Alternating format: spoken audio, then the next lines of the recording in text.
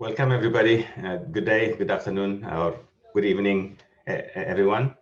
My name is Ermias Kebreab. I'm the director of World Food Center and Associate Dean of Global Engagement and Professor of Animal Science. Today, in partnership with UC Davis Clear Center, we are presenting an independent dialogue as a precursor to the UN's Food Systems Summit in September of this year. And today's dialogue is called Roadmap to Climate Neutrality in Beef and Dairy Sectors. Thank you to our panelists, facilitators, and invited experts for being with us. And thanks also to those of you watching the recording of this dialogue. The format of today's event is as follows. We will give an overview of the topic, then introduce the panelists, and each panelist will give a brief presentation. And after the presentations, everyone will enter their assigned breakout rooms and will participate in a facilitated dialogue. Then we will all regroup, and the breakout room facilitators will give a brief summary of what was discussed and the consensus of their room. Before we begin, there are a few housekeeping items I'd like to cover. Invited guest microphones are muted right now. We will unmute you after the presentations end. And please turn off your video for the first part of the event. And please hold your questions until the discussion period and use the raise hand feature in your toolbar to be addressed. If you have any issues, send a chat to the host and you will get targeted help. The video portion will be available in a few weeks on World Food Center website. Now I'd like to introduce my fellow convener of today's dialogue, Dr. Frank Mitloehner. Dr. Frank Mitloehner is a professor and air quality specialist in cooperative extension in the Department of Animal Science at UC Davis. As such, he shares his knowledge and research both domestically and abroad with students, scientists, farmers, and ranchers, policymakers, and public at large. Frank is also the director of the Clear Center, which brings clarity to the intersection of animal agriculture and the environment, helping our global community understand the environmental and human health impacts of livestock so we can make informed decisions about the foods we eat and while reducing environmental impacts. Now I'll turn it over to Frank. Thank you, Ermias, and good morning, good afternoon, good evening, everybody. I'm happy to present today's featured panelists. I will now read the three bios for our panelists, starting with Dr. Jason Clay, who is the Senior Vice President of Markets and Executive Director of Markets Institute at the World Wildlife Fund. Jason is an entrepreneur and thought leader within the global food sector. For the past 25 years, he has identified the most significant threats to biodiversity and habitat. He developed strategies with the World Wildlife Fund to work with others to help reduce the impact of agriculture, livestock, and aquaculture by working with companies to understand and address how they can use their supply chains to maintain the natural world we all depend on. Our second speaker will be Dr. Sarah Place, who is the Chief Sustainability Officer at Elanco, where she provides technical expertise on sustainability issues to customers and supports Elanco's health purpose. Prior to Elanco, she was the Senior Director for Sustainability Beef Production Research at the National Cattlemen Beef Association and an Assistant Professor in Sustainable Beef Cattle Systems at Oklahoma State University. She received her PhD in animal biology from the University of California, Davis, a BS in animal science from Cornell University, and an AAS in agricultural business from Morrisville State College. Our third panelist is Dr. Karen Buscherman, who is a senior research scientist at Agriculture and Agri-Food Canada's Lethbridge Research and Development Center with more than 30 years of experience. She is recognized as an international authority on greenhouse gas emissions from livestock farming. Dr. Buscherman served on the National Academy of Sciences Nutrient Requirements for Beef Cattle Committee, and she has published more than 500 refereed scientific publications. With that, I want to turn over the word to our first panelist, Dr. Jason Clay. Jason, the floor is yours. So good morning, and thanks for hosting this session. First, a little bit of background. I wanted to explain a little bit about why an organization like World Wildlife Fund is actually on this panel today. And the point is that WF actually cares about the production of food production of food because it has had the largest impact on habitat and biodiversity of any human activity over several millennia. Our goal is to make people aware of the impacts of producing the food they eat, but also to help them ensure that whatever they eat is produced more sustainably. This is important for beef and dairy, and also the feed that is used to feed them. This presentation outlines a U.S. dairy strategy to produce net zero milk. And I think it's important because we can all learn from how individual producers and whole sectors are beginning to address this issue. Our goal is to help document this journey, to help others learn about what works, but also what doesn't. The goal is to flatten the learning curves, because with climate change, we're all going to have to learn a lot faster than we have today. So let me talk a little bit about the U.S. dairy net zero pilots. There are going to be 3 to 5 pilots in different geographies around the country. The average is about 3,000 milking cows and nearly 500 dry cows. Some 5.7 thousand acres are going to be used for each of these operations, and they'll produce about 1 million hundredweights of milk per herd per year. The focus is on the environmental impacts and kind of closing the economic gap, or finding the economic incentives to make these reductions work. There is focus on the feed print of the operation, the enteric print of the operation, the energy use and print, and the manure.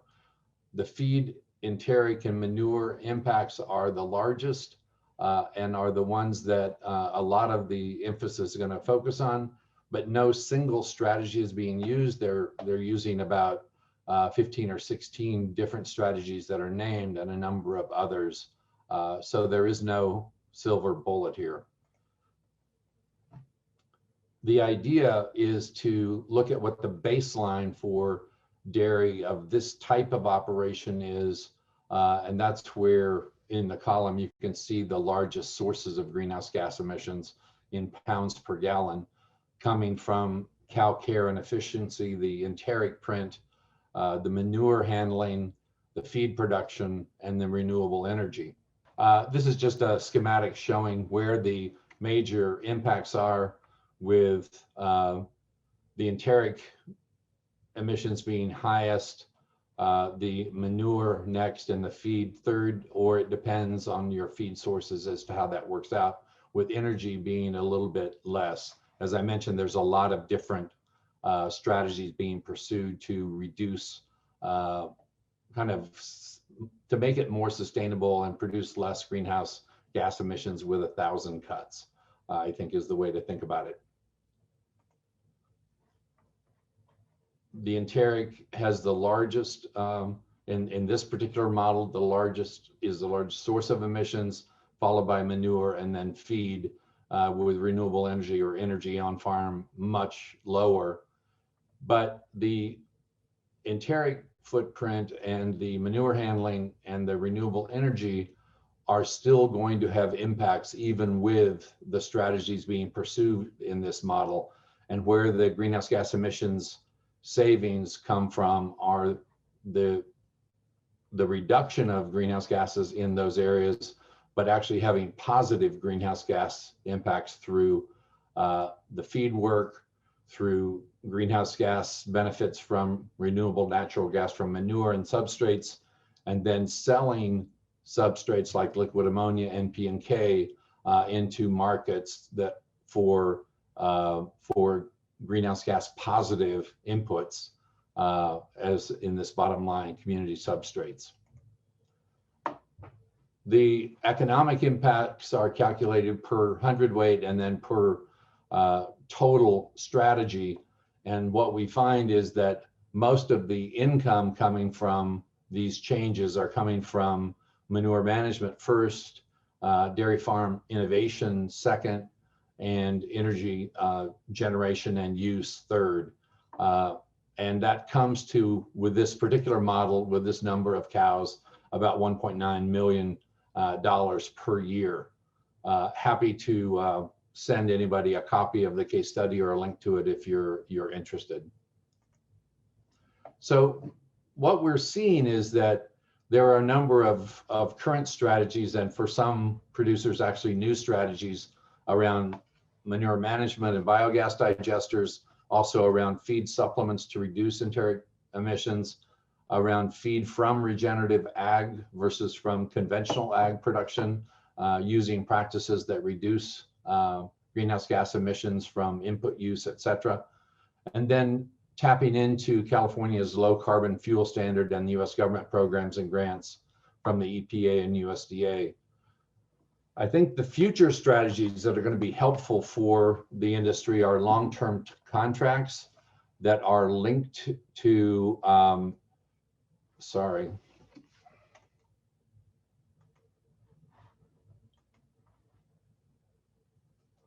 long-term contracts that are linked to energy, to greenhouse gas emissions reductions, and to carbon insets, organic fertilizers that can be sold at a premium, the liquid ammonia and NP&K. Now there is an issue coming up that this may be defined as not organic fertilizer if it comes out of a biogas digester from a conventional dairy. And that would be a huge impact on the ability of farmers to get to net zero dairy, because this is one of the key ways that they're going to pay for it. An issue I think also that's going to become important, this is a very large scale dairy operation. We think a lot can be learned from this type of operation. Some of it can be adapted for smaller farmers. Some of the technology can be as well, but we're going to have to do more to work with small farmers to aggregate maybe some of the production, maybe manure, maybe other ways to think about bringing them into these kinds of systems. And then we're going to need feed supplements for enteric fermentation issues for grass-fed operations. And that would then cross over for beef too, if we could actually find ways to make that work. We're talking with a number of companies about other environmental management fees to create a kind of bundle of services and strategies for more resilient production that they could support, in addition to reduced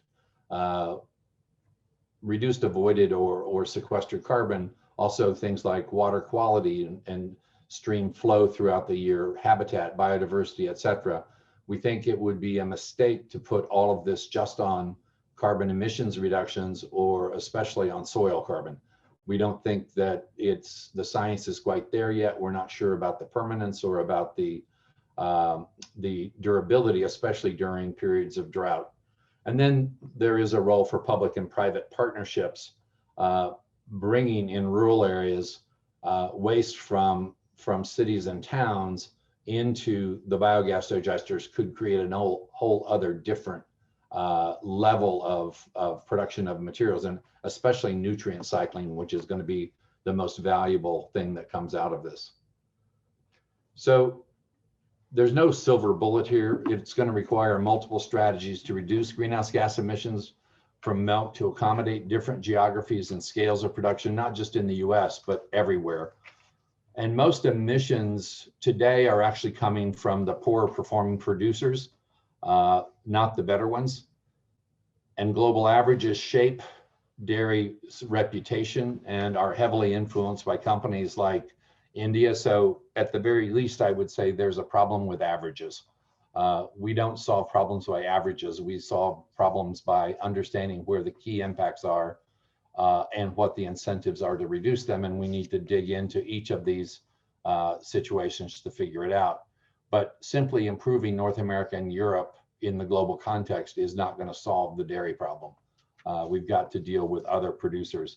Even in the US, the strategies are going to need to be adapted for small scale dairy realities, and incentives are going to be needed to stimulate change. One other issue that's come up is that while finance is critical, if producers have to sell carbon credits to cover their changes and the investments they need to make, then they no longer own that carbon, and they can no longer claim that their milk is carbon free. And so we've got to address issues like that by maybe trying to include these kinds of payments as environmental management fees from downstream buyers of milk, so that it becomes part of a resilient milk production system. And that, I think, there could be some real traction for. Governments with subsidies and other programs, and buyers with long-term contracts, and using reinforcing purchases like energy. If you buy a lot of milk, have you thought about actually buying energy from biogas digesters or carbon credits from that energy as a company? These are things that need to be floated more systematically to large retailers and brands that are buying milk. Anyway, most of these programs are not yet in place, and so they're being developed now, they're being talked about now. We need to start doing this much more quickly. Thank you. Thank you very much, Dr. Clay. The study that he discussed, the case study, is also linked in the chat. Next up is Dr. Sarah Place. Sarah, the floor is yours. Thank you. Thanks for having me. Good morning, good afternoon, good evening, everyone. So I'll provide a bit of a high-level overview here and really build upon the great work that was just shared by Jason Clay. And just to ground ourselves, of course, we're talking about sustainability, and this is such a complex topic. We're really zooming in on the environment and on climate today, but I think it's always good to remind ourselves that sustainability is a cross-cutting issue across multiple domains. The environment is absolutely key, and there are many different facets of that, as was just referenced with regard to water quality, air quality, ecosystem services that are all incredibly important.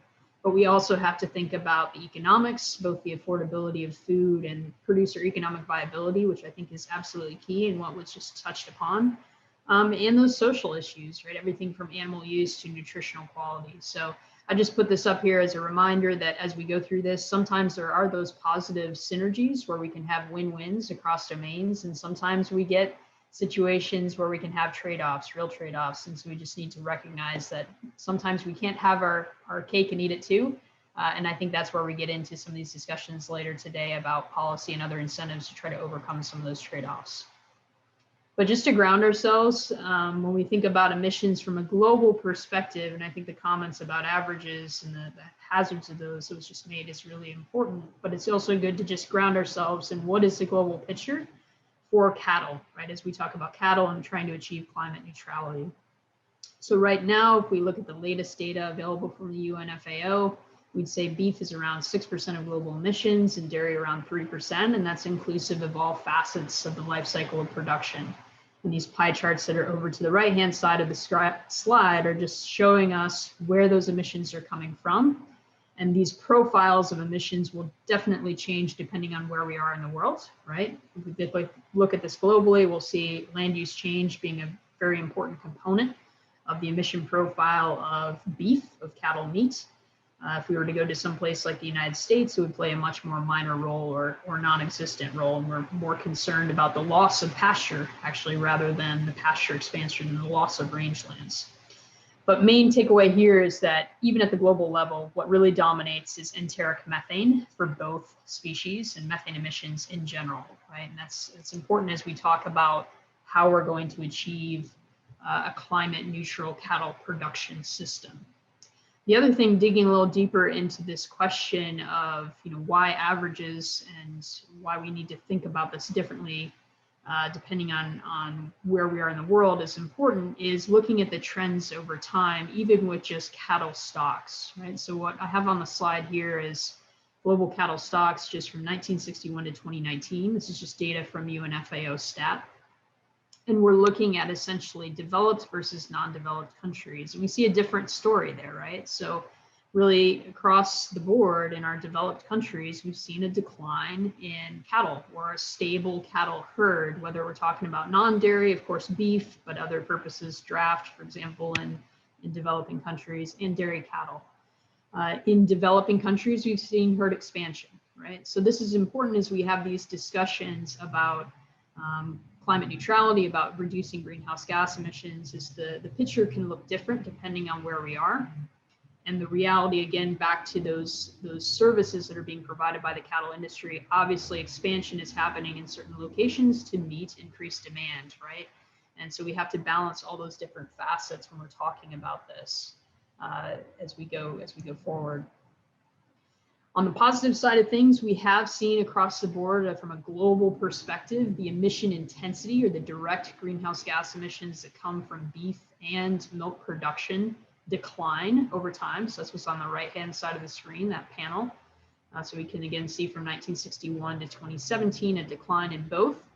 However, we also need to think about absolute emissions, right? And so that's what's on the right-hand side. So we've seen some decoupling, right, of production from emissions per unit of production, but that decoupling has not been enough to essentially freeze the absolute footprint or the absolute amount of direct greenhouse gas emissions, meaning emissions coming from manure and emissions coming from the animals themselves over time, right? So that's a key thing that we got to think about, right? Ultimately, the atmosphere doesn't care about per se emissions per unit of milk or per unit of beef. It cares about the total amount of emissions. That's what's going to matter in terms of affecting climate.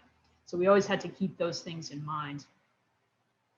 That said, the reference I made earlier to methane, I think really what's a key opportunity here, and I know Dr. Mitloehner and others have really been working on this, is saying, hey, we have a huge opportunity here with methane if we're able to reduce methane and get essentially a climate impact quicker. And that's really just due to that short life cycle of methane in the atmosphere, right? So not anything new to any of the attendees here today, right? If we think about the biogenic carbon cycle, ultimately what cattle are doing or the methanogens within their stomachs are doing is temporarily transforming biogenic carbon to a higher potency gas.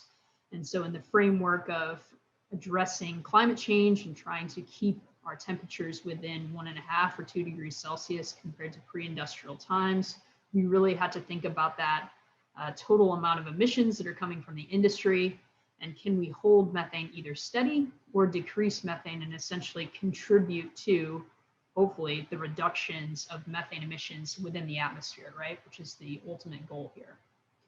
But just knowing that, I think this is important as we talk about this, is recognizing the trade-offs here. If we use a CO2 equivalent basis versus a CO2 warming equivalent basis, I think it just needs to be said that, as was shown in that budget, the carbon budget prior for a dairy, it's very hard to achieve net zero CO2 equivalent emissions, just because ruminants are ruminants, and even with emissions reductions, they will still have residual emissions, if you will, that will need to be offset within the system. And that's a very difficult thing to do across an entire country or across the whole global cattle sector.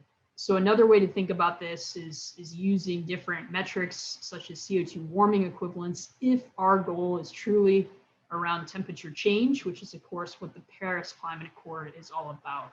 So I know this slide's a little busy, but this is just to highlight why I think this is really important in terms of how we frame this discussion. So what we're looking at on the slide on the y-axis is million metric tons of CO2 warming equivalents. And this is just a case study scenario of US beef production, okay?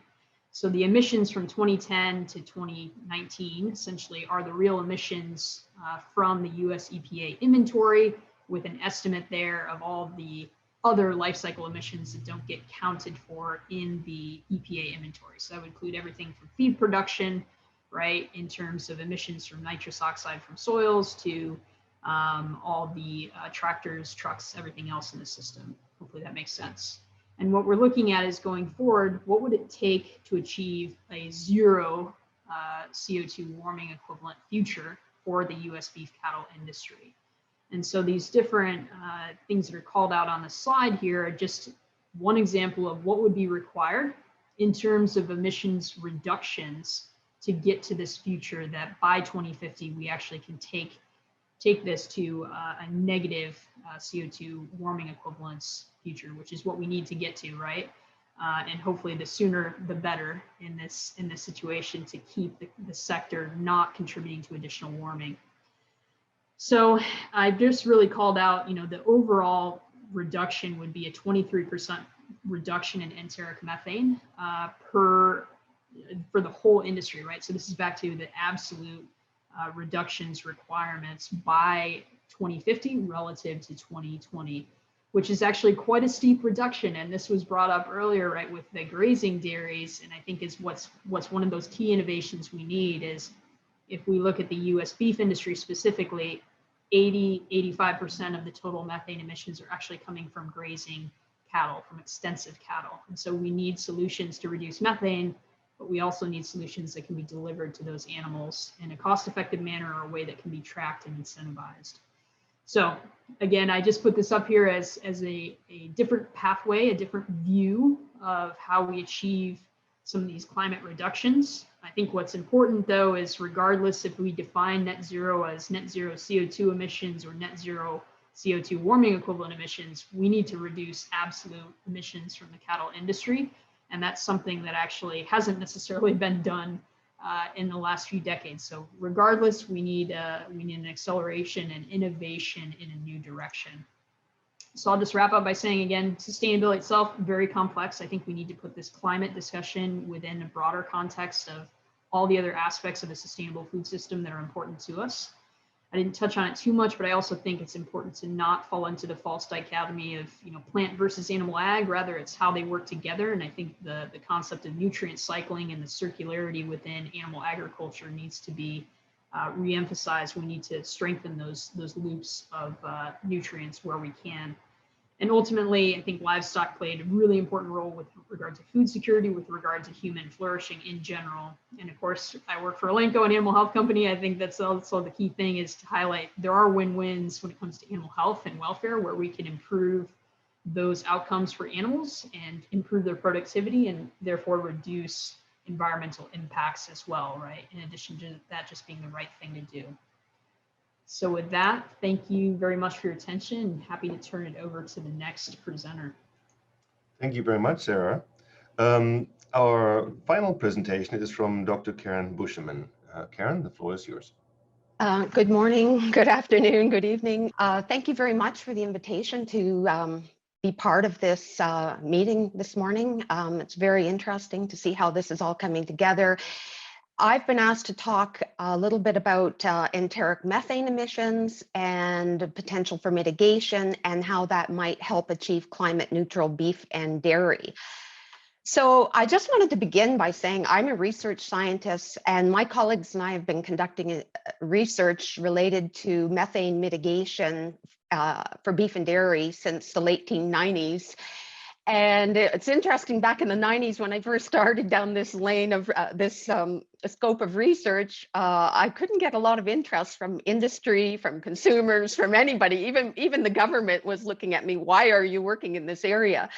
Fast forward 30 years, it's really interesting to see how the focus of the industry has really embraced the concept of sustainability in addition to production efficiency. So in our research, we use an array of techniques that range from screening compounds at the lab bench to look at developing potential feed additives, to conducting animal metabolism studies to understand what's going on in the rumen and the animal physiology, all the way to on-farm studies where we're actually documenting measured reductions in methane. So today, I'm not going to speak at all about our research in particular, but I just want to share with you my personal perspective on what I think is possible in terms of methane mitigation, where we are and where we could be in the future.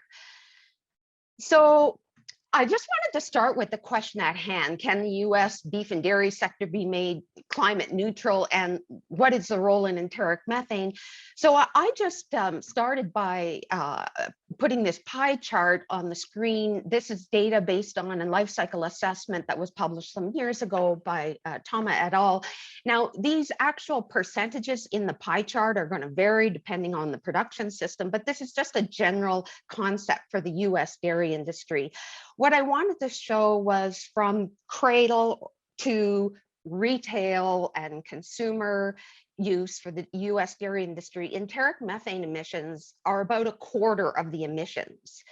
And if we just look at the farm emissions, then we're looking at maybe 35% of the farm gate emissions. So it's going to have a standard deviation, but roughly 1/3 to 40% of the emissions at the farm gate are enteric methane.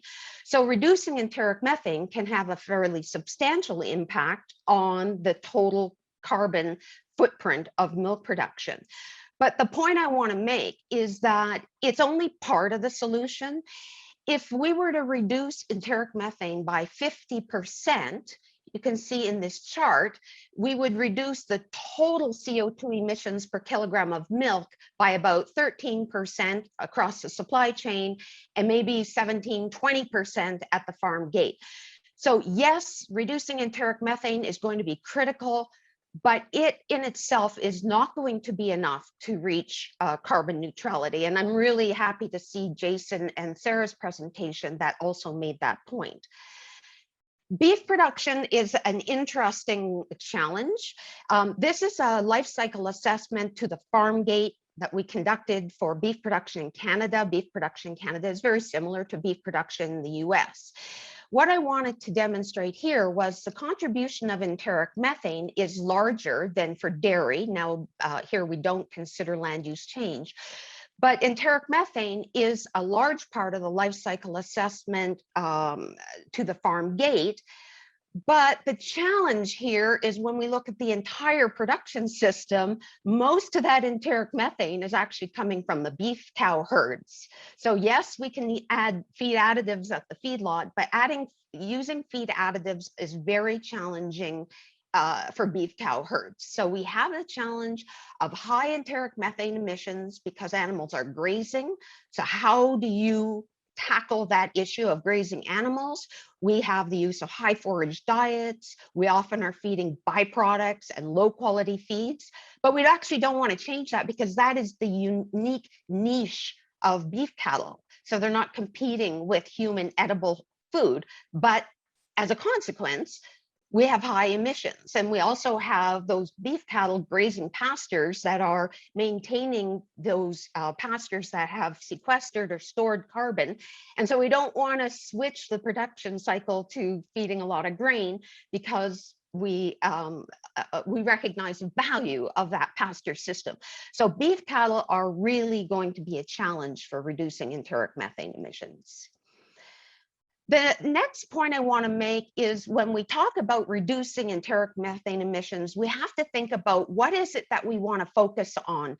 We have two things here. We have a carbon footprint, and then we have absolute emissions. So when we look at a carbon footprint, what we're talking about is methane per kilogram of output, milk or meat. And that allows the industry to continue to grow. It can expand to meet the need for human food. But at the same time, if the industry expands at a faster rate than the carbon footprint decreases, we have an increase in absolute emissions. And I think Sarah mentioned that in her presentation. So we need to focus on carbon footprint, but we also need to focus on reducing methanogenesis. Now, I want to just briefly make a point about carbon footprint because that is very important, especially in the beef industry where we don't have that many options. So decreasing carbon footprint means that we're looking at reducing methane per kilogram of meat or milk. So we're really focusing on output, and that dilutes the feed energy associated with feeding the animals or feeding the herd. So ultimately that reduces that carbon footprint. And I just show an example of a study that we did. This is for the Canadian beef industry, and we looked over a 30-year period. Now, there's lots of published studies very similar to this, but this helps me make a point here. So over that 30-year period between 1981 and 2011, we looked at the greenhouse gas emissions per kilogram of beef, and we saw that over the 30-year period, there was a 14.5% reduction in greenhouse gas emissions per kilogram of beef. So about a 0.5% reduction per year. And that was due to better genetics of the animals, improved nutrition, better health, better feed production, all those management factors that came into play where the production system was adopting new technology. So yes, improving production efficiency is going to be very important, but it's only part of the analysis because as the beef industry expanded over that same time period, absolute emissions actually went up. And that's a story that we don't actually, the beef industry doesn't always want to share.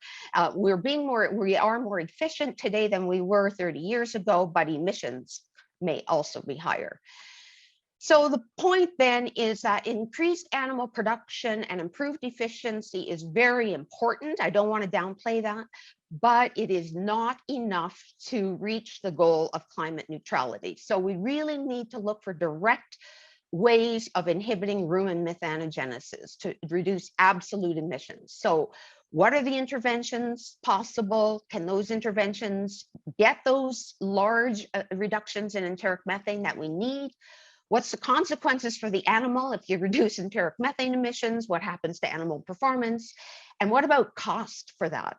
So those are all questions that the research community has really been focusing on. And with my little short 10 minutes, I certainly can't go into a lot of detail. But I did want to give you just a brief perspective on where things are at. So right now, I would say we have identified, and this is the global eye, the research community has identified two main ways of substantially reducing enteric methane emissions. We have the chemical inhibitor 3-nitroxypropanol or 3-NOP. On average, it looks like in most studies, we have about an average of 30% reduction, so not quite the 50 that we need.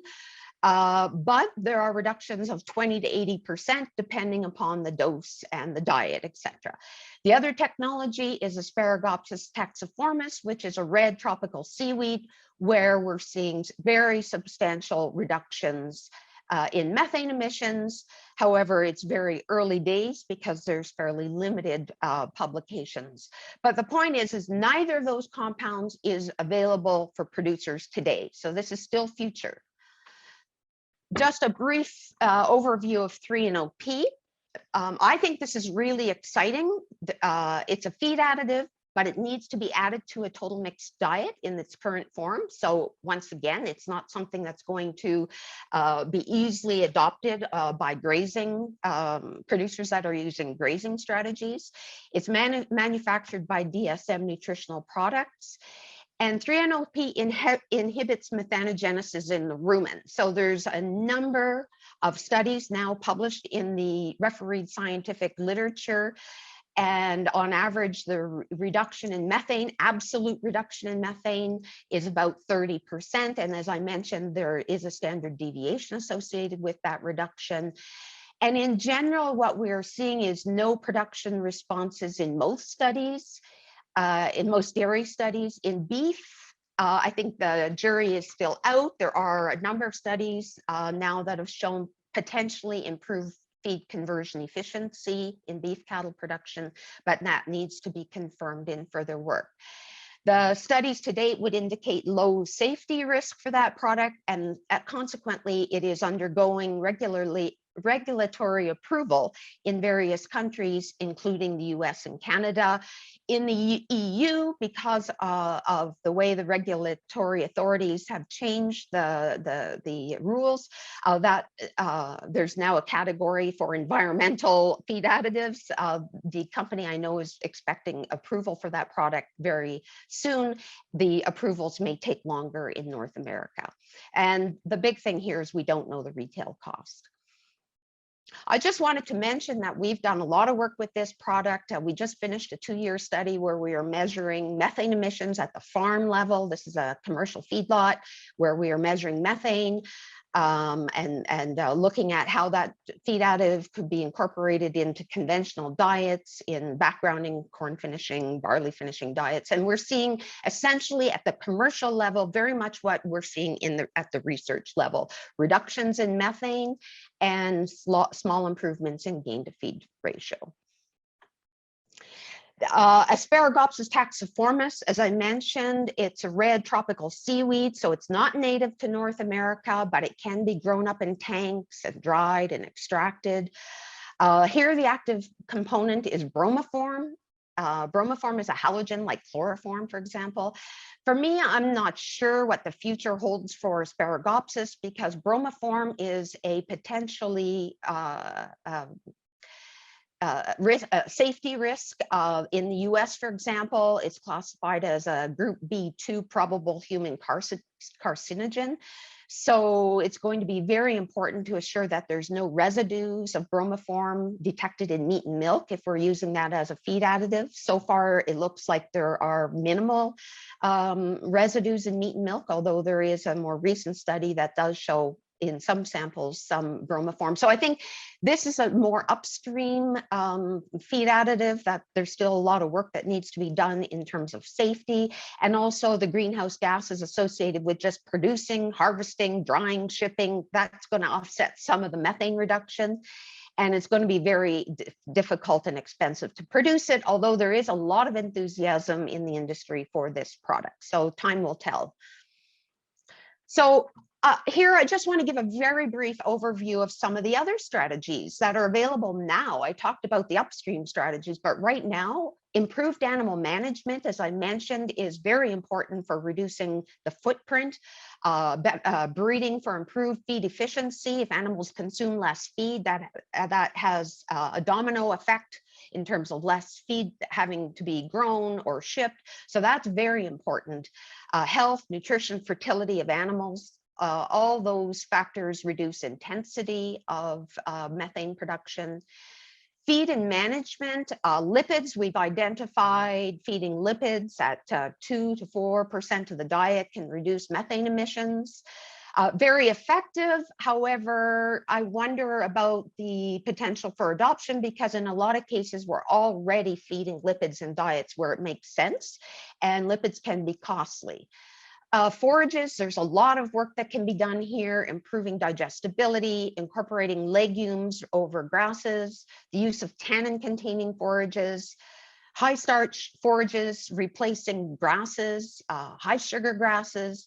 And for beef cattle in particular, for grazing, we need a lot of work on to incorporate better pasture management and species composition. We know that species composition is very important for influencing enteric methane emissions.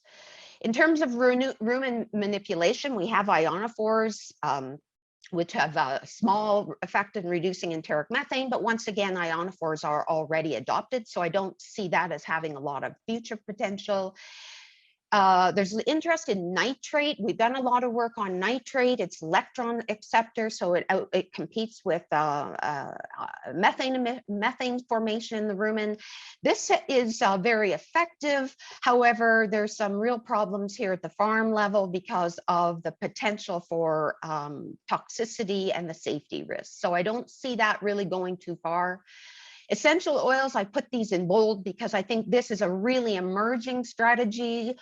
There's a lot of products now out on the market claiming reductions in enteric methane, and there's some possibilities to further the work in essential oils. So I see that as something that's got some potential and needs some animal verification.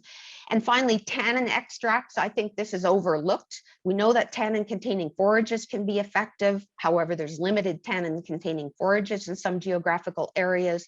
We can extract the tannins from tannin-containing plants, for example, and feed those as feed additives, and they also impact nitrogen use efficiency. So in the future, I talked about asparagopsis, 3-NOP, there's work on vaccines. There's some really exciting work on early life programming, and that means handling the calf in early life.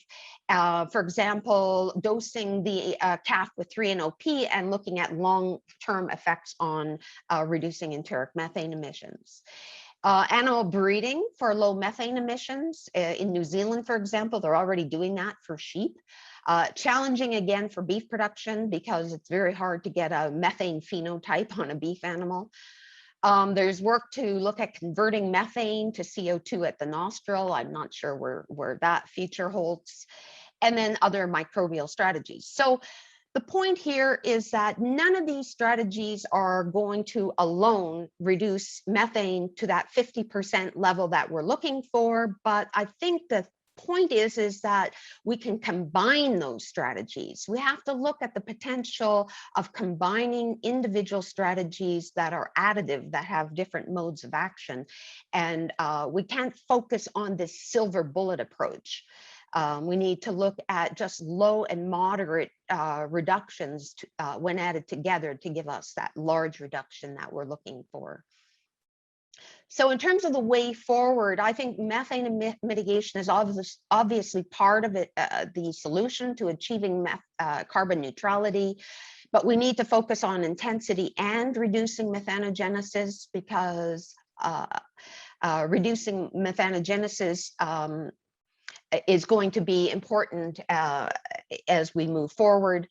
I think another thing we have to keep in mind is that reducing methanogenesis is not necessarily going to increase animal productivity. So there's going to be a cost for that. So in terms of the way forward, we need to figure out how do we incentivize producers to use those feed additives and diets that reduce methane that don't necessarily increase animal productivity. We need multiple strategies, as I mentioned, because ruminant production systems are very complex. So we're going to need different strategies at different times of the year, different production systems. And I think, you know, we've talked about this for so long, we really need to act now. There are strategies that we can use, especially for dairy and feedlot. I call these the low-hanging fruit, because we are dealing with diets that are highly managed and animal systems that are highly managed that we could incorporate feed additives and low methane diets. And the problem is the grazing animals, and there's very little attention being paid to that. We really need to ramp up our research and solutions for grazing animals, especially beef cow herds, because that is the real elephant in the room. And it's going to add to production costs, but as I think Jason talked about in his talk, there are potential revenues and offsets that can be obtained. So that's just my perspective on this situation. So with that, I thank you very much. Thank you very much, Karen. And this concludes our three panelist presentations. And here's some more ground rules for what's coming next. We will break into groups of facilitated discussion. We'll have three groups. The first room's topic is the US beef and dairy sector can be climate neutral. The question is, how soon? Michelle Slimko from the National Dairy Council will facilitate that discussion. The second room's topic is public policy can incentivize an acceleration of climate smart solutions in beef and dairy production to reach climate neutrality. Dr. Agustin del Prado from the Basque Center for Climate Change, also IPCC member, will facilitate this room. The third breakout room will discuss how the livestock sector will see increased innovation and deployment of various mitigation tools to reduce greenhouse gas emissions from beef and dairy cattle. And Dr. Emilio Ongefeld from INIO Chile will facilitate the dialogue. Each of you have already been assigned to a room, so please accept the invitation on your screen to enter at around now. At 9:35 we will break, and at 9:40 we will regroup, and the facilitators will give a summary of what was discussed, as well as conclusions. And so with that, please accept your invitation and enjoy your breakout rooms.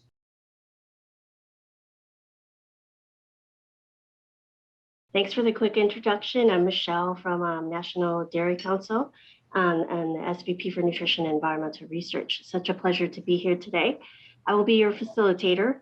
So glad to see everybody. Just a few just housekeeping before we get started. So want to encourage everybody to turn on their video, if that's okay, if that works for you. It helps to be in gallery mode so we can facilitate discussion. You can use the raise hand if you wish to speak, and you're in control of muting and not muting your speaker. So with that, I think we'll get started. Appreciate the presentation. Sarah, glad to have you in here as the lead presenter. The purpose of this breakout room was to look at US beef and dairy sectors and how they can be climate neutral. The question is how soon? I think we saw a lot of current strategies and future strategies. Maybe we could kick off with either some comments or questions related to that. I think the big question is how soon? What does that look like? What does the horizon look like?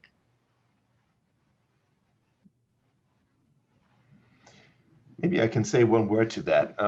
Climate neutrality is a term that that is controversial at times, because this is not an attempt to make this industry no longer affecting the climate. We will affect the climate. The question is, can we limit additional warming, or can we stop additional warming in the future? Not can we get rid of all climate impacts of beef and dairy? That's not the question, and not the topic of climate neutrality. I just wanted to make that point so that nobody feels like we are greenwashing or making up some story here. I'm not sure this is an answer. I think it's just a sort of random comment, but in my mind, it always depends how we assess it from a metrics point of view and a science point of view. And we've seen with the potential implementation of GWP star that's got a whole new set of questions and challenges and implications for climate neutrality. So in some ways, I always feel like we need all the metrics and the methodologies in place before we can start making claims, because obviously science always evolves over time. But if we make a claim today and then we find the science is wrong or different in 2 years, 5 years, 10 years time, we may send farmers down a different route unintentionally. So we've got to be very, very confident in our science, I think, when we make claims about it.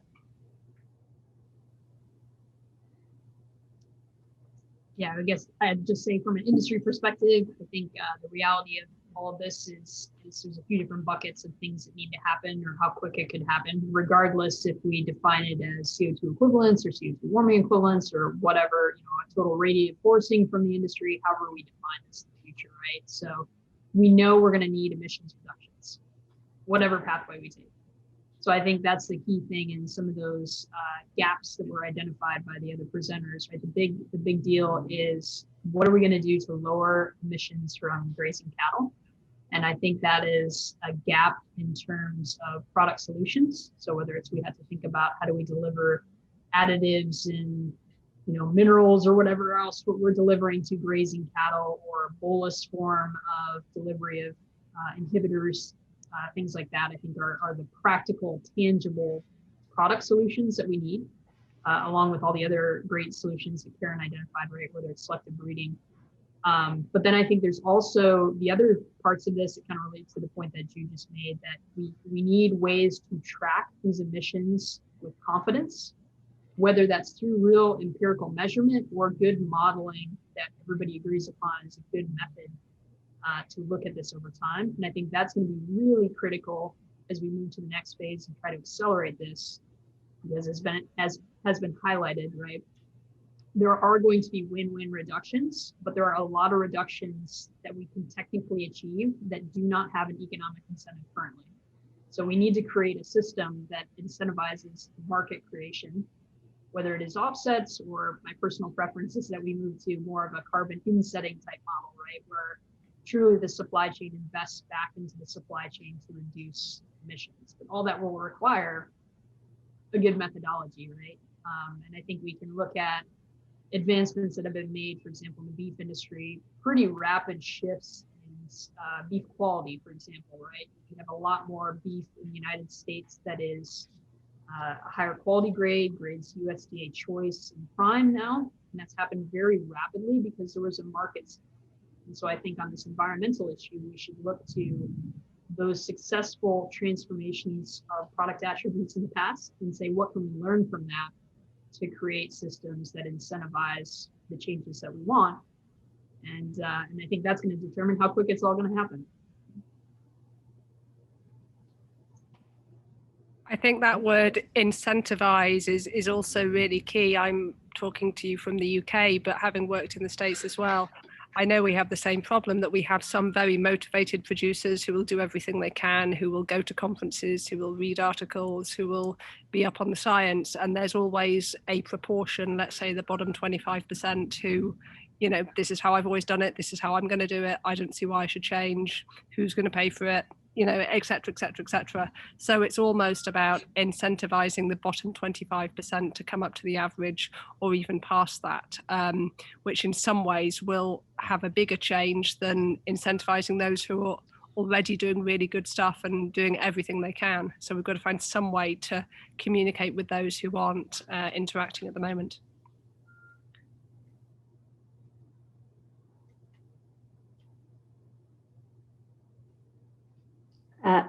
Imabile, if I said that correctly, did I pronounce your name correctly? I see your hand up. Yeah. Go ahead. Yes, you did. Thank you for inviting me. I just want to share a couple of points. It's I think it's so obvious that beef and dairy industry will need to reduce the current level of greenhouse gas emission. Whatever the discussion can be around the methods, metrics to use, and so on, but it's so obvious that achieving climate neutrality will need some effort by all of us. So then the question is then how do we achieve that? So there is a issue regarding the policy. Do we have a proper policy to address that at all level? The incentives, so which form of incentives? Because we know that so far farmers do receive several types of incentives for different purposes. Are government or different industry willing to add additional incentives to add that?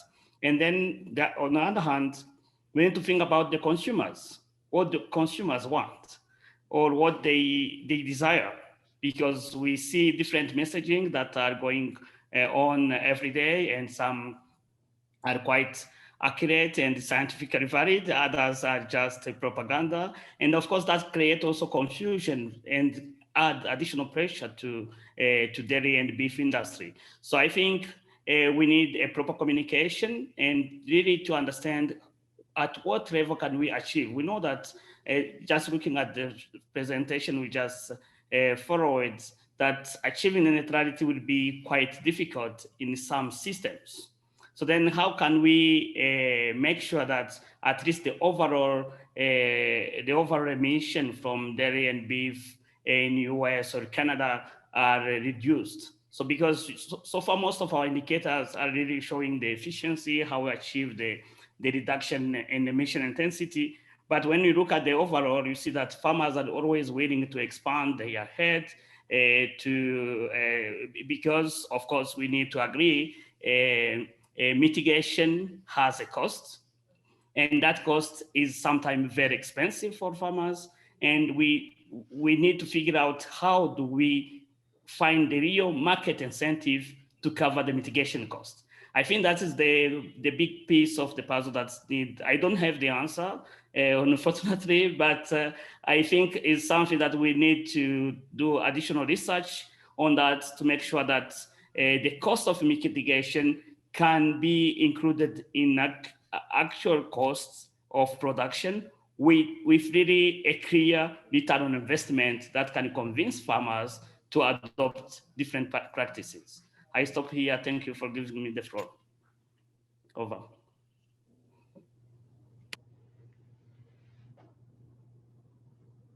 Thank you for those comments. I think that talks about the complexity and all the things that are ahead of us. But I sparked another question for me. You talked about the importance also of communication. I wonder if there's any folks that want to comment on how you navigate this type of discussion. I think, Sarah, you talked about your NZI, like framing that discussion for NZI, the pathway, how to navigate that. And Frank, you talked about the complexity of it and controversial. How you navigate NZI with carbon neutral, climate neutrality with farmers or even the public. I mean, Imabile, you talked about all the different audiences. So I'm interested to hear any discussion or thoughts on how to adequately navigate communication of this.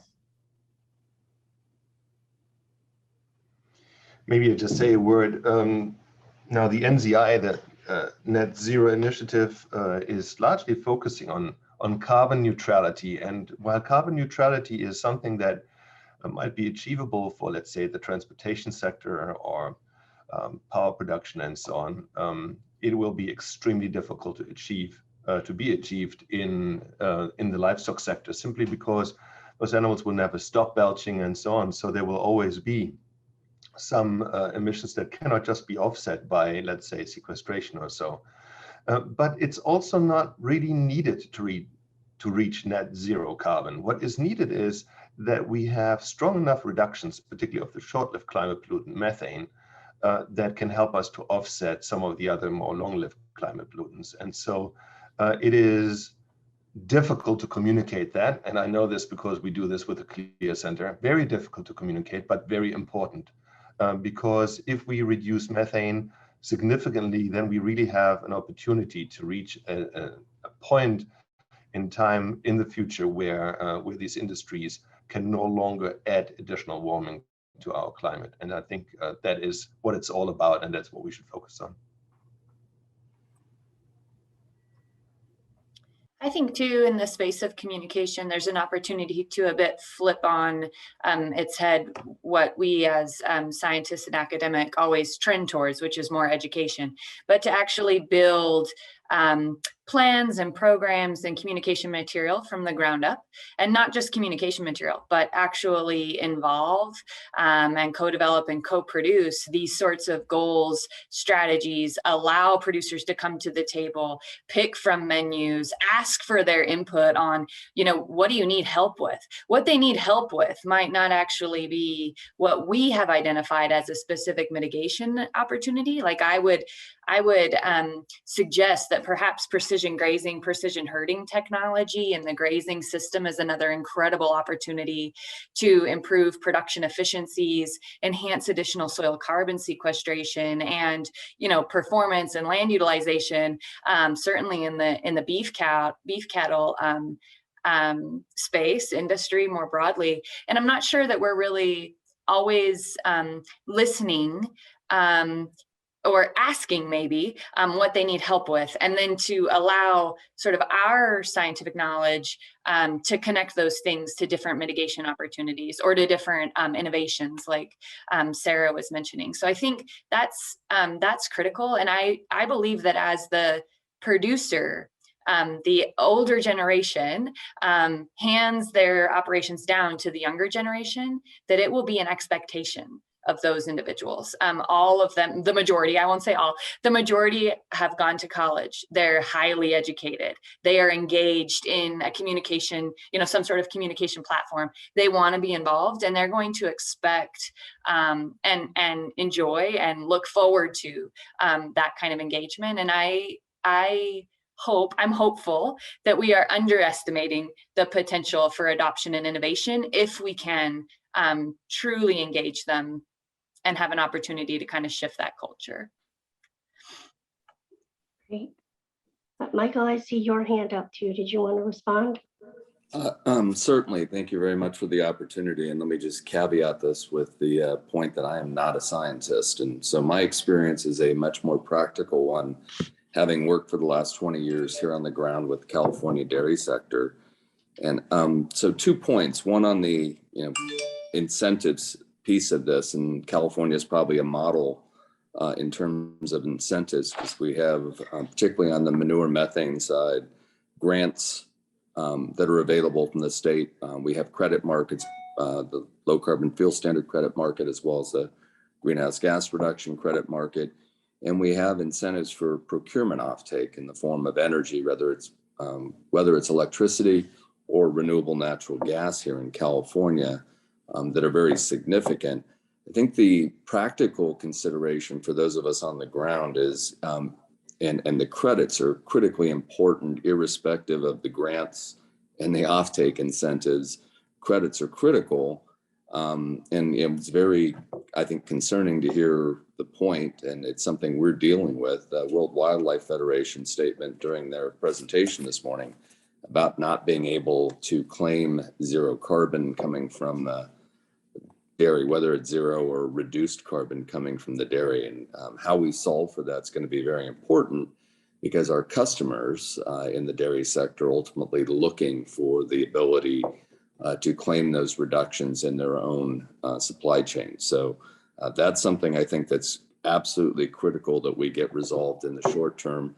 And then in terms of communications, and again, dealing with this on the front lines with the regulatory community here in California, we really need to start changing the conversation about methane. It's gotten, particularly here in California, what I think is a wrong rap, if you will, that it is a super pollutant because of its obviously more powerful in terms of climate warming. But we also know, as Frank has pointed out and others have pointed out, that it's much easier to deal with because of its short-lived nature. And so the real super pollutant in my mind is carbon dioxide because of its ability to accumulate in the environment, and not methane.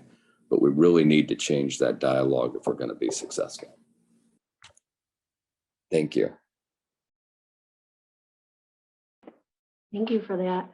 One other common theme I heard within the three presentations also was this need for speed and acceleration. I'd be interested to also hear how you balance that out with the rest of the need for research, as research also takes time. So any thoughts on that, on how to balance that, or trying to manage that expectation, or think about some of the gaps left in the research areas as well?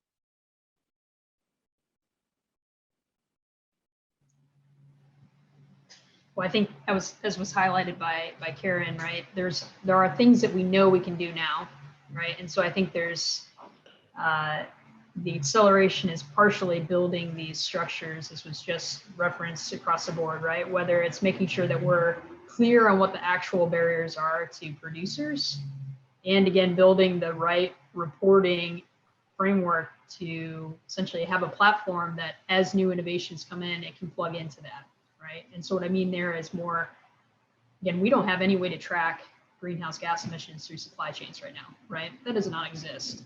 But yet that is what all these goals essentially require from companies that have been made or from industries, right? Is really good ways to track emissions in a much more real-time manner than, kind of the methods that are currently available to us. And I think that probably behooves us to focus on those type of things that we know we're going to need regardless of the path forward, right? To start accelerating towards. And again, those are the type of things that will give new technical solutions a place to actually flourish, right? From a standpoint of, hey, this gives an avenue for a new technology, a new intervention to actually have value because we have a system to value it, right? To monetize it in some way.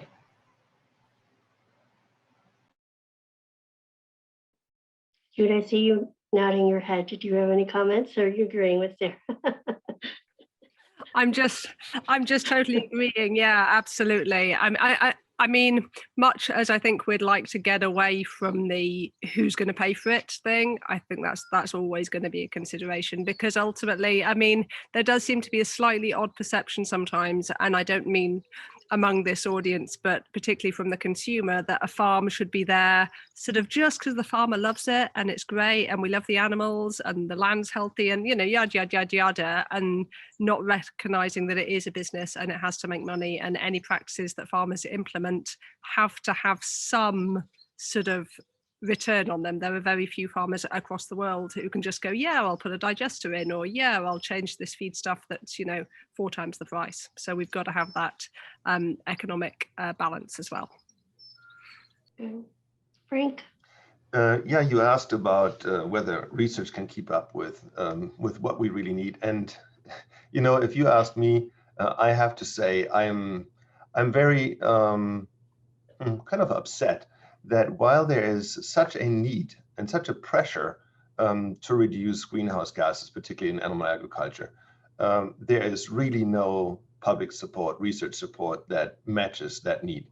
The amount of federal or state funding to reduce enteric or manure or other emissions from livestock operation is dismal, and no, research is not keeping up. I mean, thank God there are people like Karen Busheman who started this 20, 30 years ago. And other than that, or otherwise, we would be at a really tough spot now. We don't have very much knowledge. We know some, but we are behind the curveball, and we need way more. And I'm not saying that as a scientist who is looking for funding. I'm saying that because we have a dire need to get more information quickly, because time is running out. Yeah, just to add on to all of these points, I agree with Sarah, I agree with Jude, and I absolutely agree with Frank. There is zero market signal coming to academics or research institutions, with the exception of industry. So to Jude's point, it's like these farmers are expected to not only implement mitigation strategies on their farms because it's the right thing to do, but they're also expected to pay for the research. And quite candidly, that's not getting the job done and really not fair. They provide food. I mean, this is a food security perspective and other wonderful services that they provide. This funding has got to come from other sources, period. I see a couple hands up. Michael, I want to check in with you because your hand was still up, if that's old or new, or your. Apologize, I'll take that Okay, off. that's okay, just checking. Jason, I saw your hand up too. Yes, ma'am, thank you. I think, I hope this is additive to the discussion, and your question was the perceived need for speed, the pace at which, I'm going to kind of loosely use the term reductions are required. Something that I think I have concern about, and it speaks to some of the things that the other panelists have mentioned with regard to metrics and evaluation. And certainly speaks to the methane conversation that many of us in this group have been involved with, over the last several years. We really, I think, have a fundamental lack of both understanding and the ability to describe the actual cumulative effects on temperature change of these activities. And this is a bit of a parsing of sources of emissions as well as species of emissions. And so, not to get down in that mess, but I think that when we speak about incentives, certainly in the US over the last 20 years, there's perhaps been disincentive in the marketplace toward what we might consider climate neutrality. So if consumers have a perception that certain production practices are environmentally beneficial, for example, elimination of intensively managed operations, right? And elimination of grain feeding, of confined feeding systems, et cetera, and are willing to pay a premium for products produced in those notably less efficient, more climate intensive systems, then I fear that we may be able to create perverse incentives for producers that actually fail to accelerate toward a goal rather than move toward it. So, I think that the discussion of incentives is important, but I also think that without the ability to truly evaluate the effect of these things on climate systems, that the likelihood is that we incent wrong behavior. And, a good example of that would be, some persons have spoken about the desire to eliminate meat consumption as a method to achieve environmental neutrality. And that's almost certainly the wrong message, right? So I suppose that I would encourage, groups like this to put forth, to emphasize Sarah's comments about measurement and Dr. Kapper's comments about, how we evaluate. And perhaps we move less from a gross emissions and more to an actual climate effect as an outcome metric. And that perhaps that might be a path that would help us to devise innovations that achieve that true goal rather than sort of managing to the metrics. I'm not saying that that's necessarily achievable in the short run, but I might prefer accuracy over speed in some cases.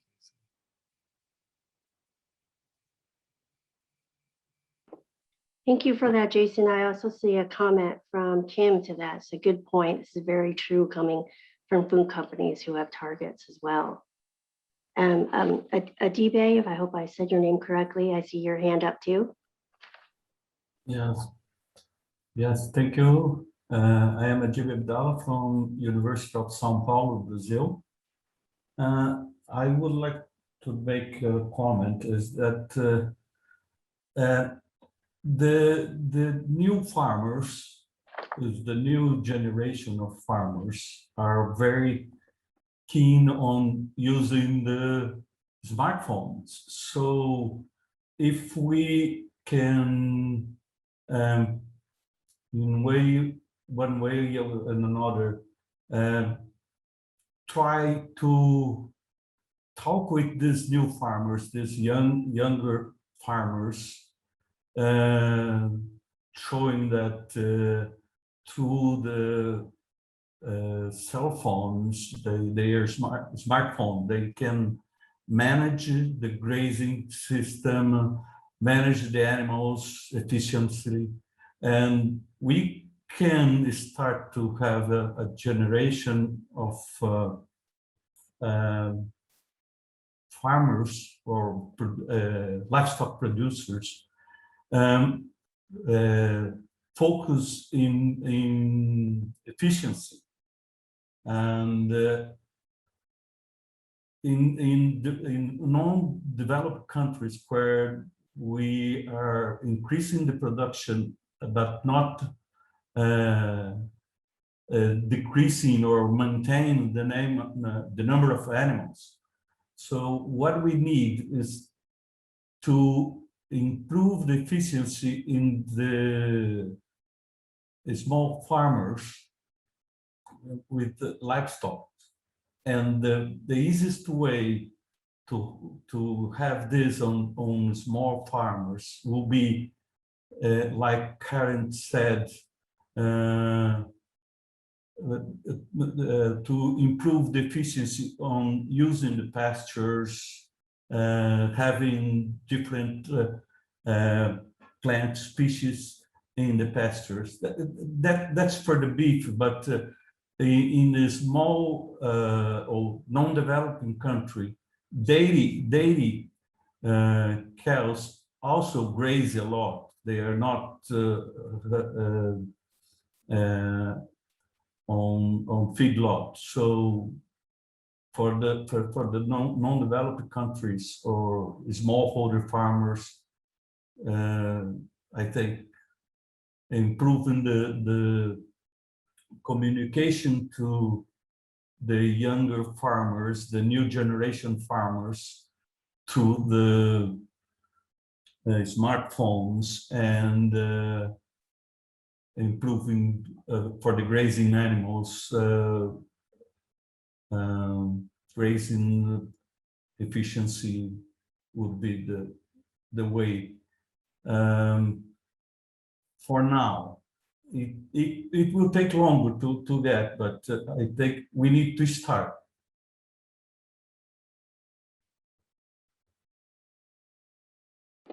Thank you for that. I think that's an important consideration. Imabwe, I see your hand up. Thank you, Michelle. I just want to add one aspect that maybe we did not cover here. It's mainly focusing on the well-being of the farmers and the producers. Because as we discussed the climate neutrality or net zero initiative, we really need to understand that farmers, they are doing a tremendous job taking care of the animals, but also managing the farm, maintaining landscape and so on. And usually they are not well associated with those debates on climate neutrality. So therefore, consequently, that it really increased much more pressure on them, because as we have already identified from this seminar, is that we see a challenge. How do we finance this? Which type of incentive and so on? But we need to involve them to make sure that we are really not kind of increasing much more stress or pressure on them by asking them to do the impossible, because we know that farmers have achieved a lot in the last 50 years with the adoption of technology, change in management, improving the breeding and so on. So they have achieved a lot. And we know that in some countries, usually farmers work on contract. So they are also the industry standard that they need to fulfill. They are the policy requirement, the pollution requirement. There are too many requests that the farmers really need to fulfill. And then I think the climate neutrality is one of the pressing. And the issue is that the solutions are there, but we know that are somehow difficult, and we know that we cannot achieve the neutrality or the zero emission, as Frank mentioned earlier. So we need really to make sure that farmers do understand what we want to achieve, and they do a buy-in in this. Otherwise, I think it would be a lost battle if we don't really involve the farmers at early stage of this discussion. Over. Thank you. I saw a build of a comment from Kim that she agrees with you in the rural communities that depend on those farmers. It's very important. I'm just looking at the chat. There's a side chat too. Jason chimed in, should a portfolio of environmental impacts / benefits, oh wait, it moved, be considered, i.e. environmentally neutral versus climate neutral? Anybody want to comment on that?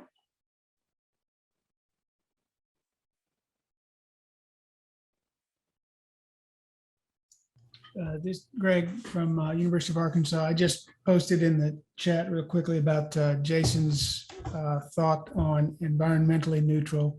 So one of the criticisms that I frequently hear about sustainable intensification is that it doesn't fully account for ecosystem services that can be ultimately harmed by the continued intensification, right? So this continual push for higher and higher efficiency can come at a cost that's not always well accounted. So I agree with Jason that it might be useful to think more broadly than just climate, right? Because certainly we know that. I'm about to talk. Yeah. Anyway. Sorry, I think I came off mute a bit too soon there. I didn't mean to. I just wanted to agree and say that we've got to think about this on a global basis as well. If we look at a lot of smallholder operations, particularly in the lower and middle income countries, if we simply look at carbon footprint as the sort of arbiter of whether they should farm or not, we come up with a very different answer when we look at ecosystem services, land use, and things are outside environmental in terms of the social, the cultural, nutrition, income status, etc., etc. So I think it isn't just that we have to go beyond carbon into other environmental metrics, but we have to go past the environmental and look at all the aspects of sustainability as well. And one. Oh, go ahead, Greg. Yeah, sorry, just to follow on Jude's comment. It ultimately comes to incentivization, right? How can we incentivize the farmers to do these things? And their fundamental nature is to care for the land. I mean, if they don't care for the land, then their legacy is destroyed, right? We know that from the 1930s Dust Bowl, right? You have to care for the land. So this focus that we have on, we have to reduce the environmental impact, if we can figure out the economics and social piece of this, the environment will benefit automatically because that's what they do, right? They don't go out and destroy the land because they want to destroy the land, right? It's just we're backwards, right? So how do we reimagine the fundamental structure of incentives so that farmers can do the things that they want to do the way that is beneficial to the environment in the long term, and make a living, and support rural vibrancy, et cetera, et cetera. I think I come from the environmental sustainability world, right? So, I think that's important as well. But I also think that you can't force feed. Just can't force feed it. It always comes down to the incentive structure and how do we reimagine that? And I don't have an answer, but I have some thoughts that I probably can't say in public though. You have lots of comments in the chat box. I don't know if Kim or Jude or Sarah want to weigh in. Let's see. Yeah, I think it's just building upon everything that's just been said, right? I always get a little frustrated in these kind of forums where people are critiquing the food system wherever it is in the world, because that's kind of the gist of my comment, right? Essentially, farmers are just reacting to what the signals are. Give it to me cheap, give it to me consistently, et cetera, et cetera. That's led to intensification, and then people are like, "Why did you intensify? This is terrible," right? So it's like that's where we have this disconnect between the overall market signals of please do this, right? Of please give it to me cheap, etc. And then this sometimes a minority saying, no, we don't like that, right? So we need to be able to reconcile all those things. And I think it is possible, but it does come back to, as we've kind of come back to before, like we got to pay attention to the on the ground lived experience realities of farmers. And you need good ways to actually measure these things to start moving the needle, because otherwise it will just stay in a forum like this where we just talk about it and nothing changes, right? You need to actually get something delivered on the ground that starts changing the way supply chains function, the way they incentivize different activities. And we also need help on the research side to get ahead of it. So we have a start here, because I'm not sure we have that right now, right? Producers, the most progressive, like Jude was saying, they come to you and they say, how can I begin? And my answer is always, well, where is your ranch, right? Like where are you working? And then, so there isn't a start here. I mean, sure there is, but are we sure? I don't know.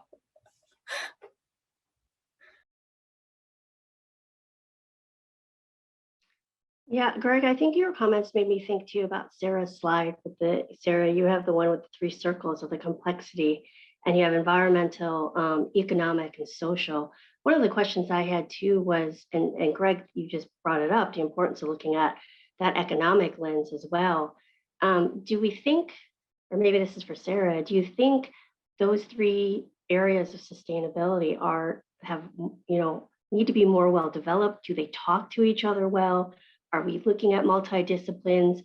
Are the folks in dairy and beef thinking about that? But we need a little bit of that balance. So I'd be interested to hear your perspective as you created, as you put them all together. Yeah, so I think there are some examples of where we are really trying to look at those trade-offs, but I think, and some of those trade-offs were mentioned by the other presenters, right? The classic one of ruminants, right? We can feed them grain and lower their emissions, but then we're not maximizing the value of their ability to convert human inedible feedstuffs, right? So that's just one, like within the environmental realm.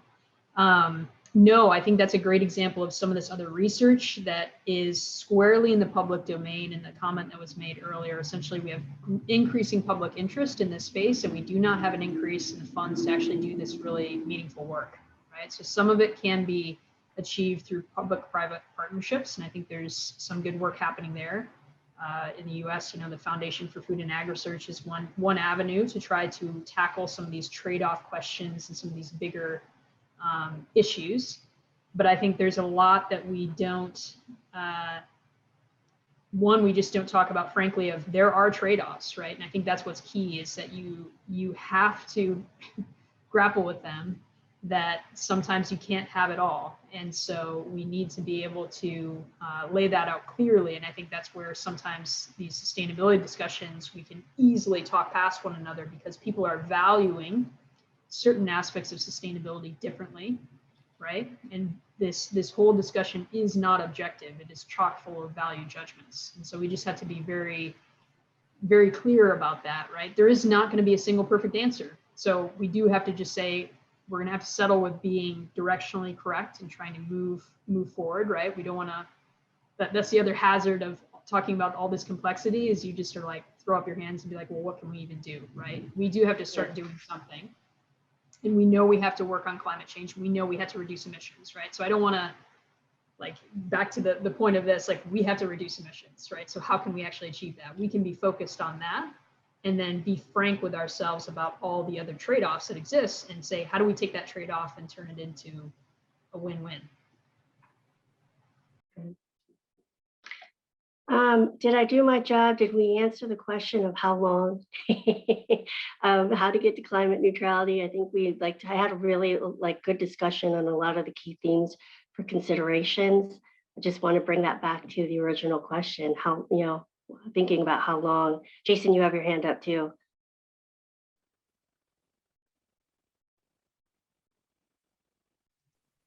Sorry.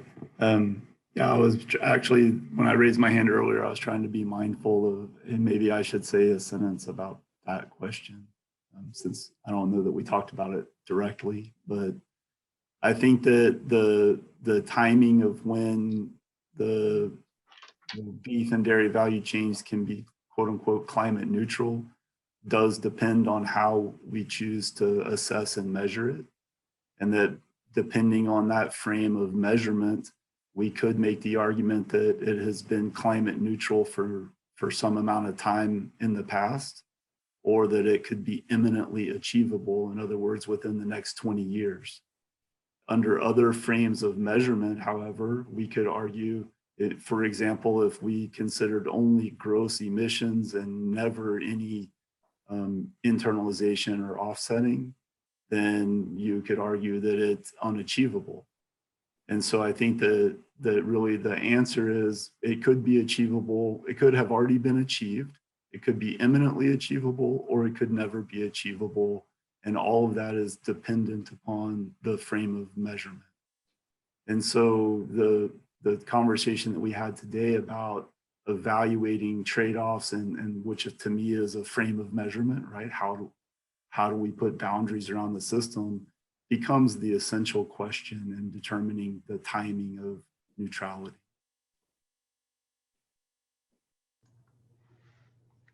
Frank? Maybe just a really quick comment on this. So Jason, I couldn't agree more with what you just said. And to answer your question, Michelle, when will we be climate neutral? The FAO has a task force that's active on answering the question of how do we deal with methane? How do we quantify it? What are the impacts on climate? And so forth. And the final report will come out in a couple of months. So that final report will probably help us answering that question. And I see Thank you. We have 1 minute left here.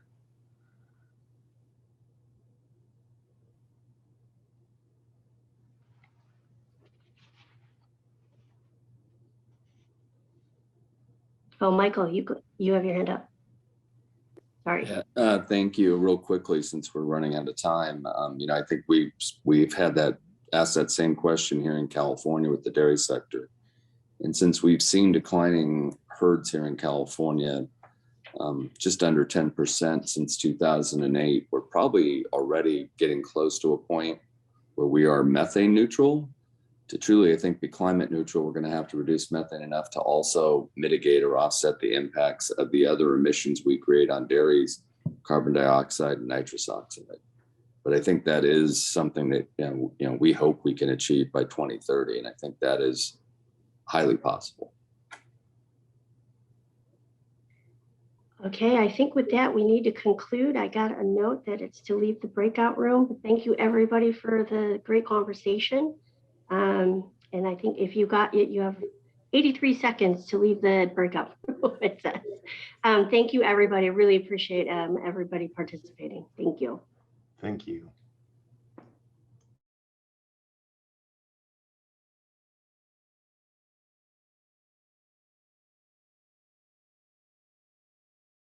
Well, first of all, thank you everyone for being here.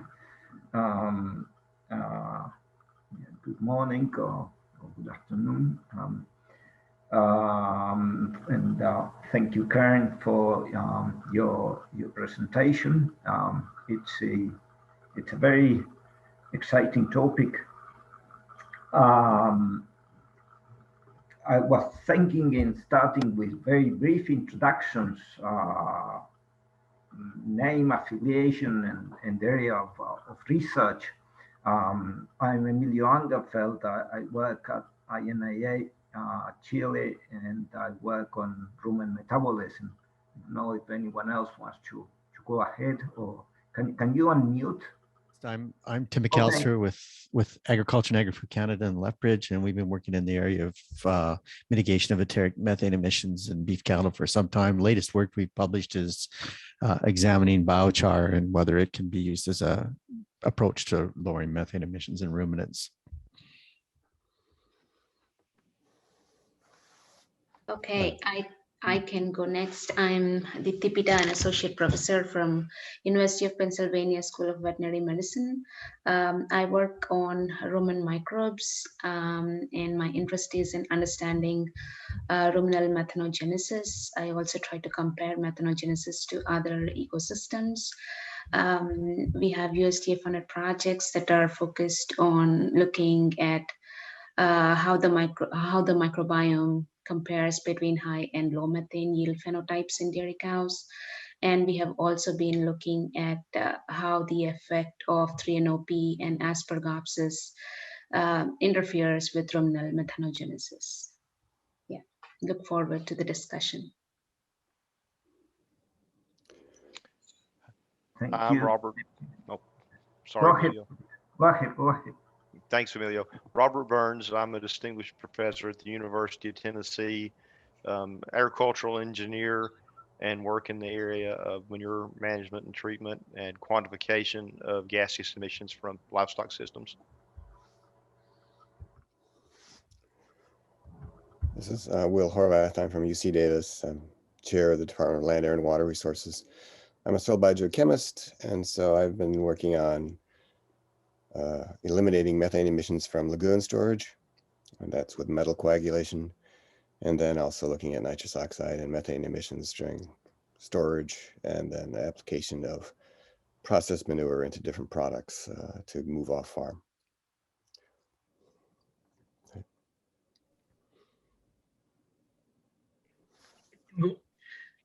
I'm working with Agriculture Agri-Food Canada. I'm dairy nutritionist, working on also on mitigation of enteric methane. We use we evaluate different strategies, including feed additives like essential oils, tannins, forage impact on enteric methane, lipids, and so on. So happy to be part of the discussion. Thank you. Yeah, I can go next. I'm Rui-Hong Zhang. I'm professor at UC Davis in the Department of Biological and Ag Engineering. I am an ag engineer, and I have been doing my research in animal manure treatment and other organic waste treatment as well. And for manure, and a lot of my research has been anaerobic digestion for biogas production and treating manure to reduce the methane emissions in lagoons, and also converting animal manure into high value fertilizer products. Happy to meet you all.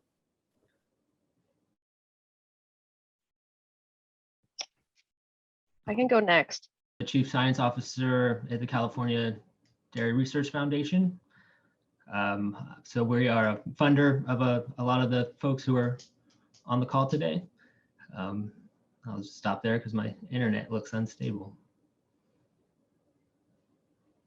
Hi, this is Yan Sun. I am a senior technology lead of sustainability in cargo animal nutrition. My focus is on methane reduction at this moment, and my role is really a good combination of technology development and business factors. So our goal is really to investigate how to develop technologies and also in the meantime to create profitability for farmers. So very nice meeting everybody here and looking forward to the discussion. You may see a cattail wiggling in the background. I apologize for that. That's my cat. Sometimes she just like to show everybody how, yeah, she wants to say hi.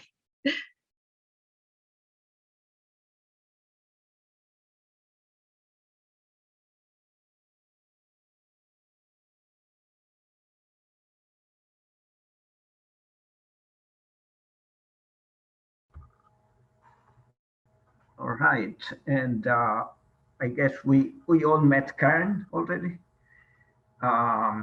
So is there anyone else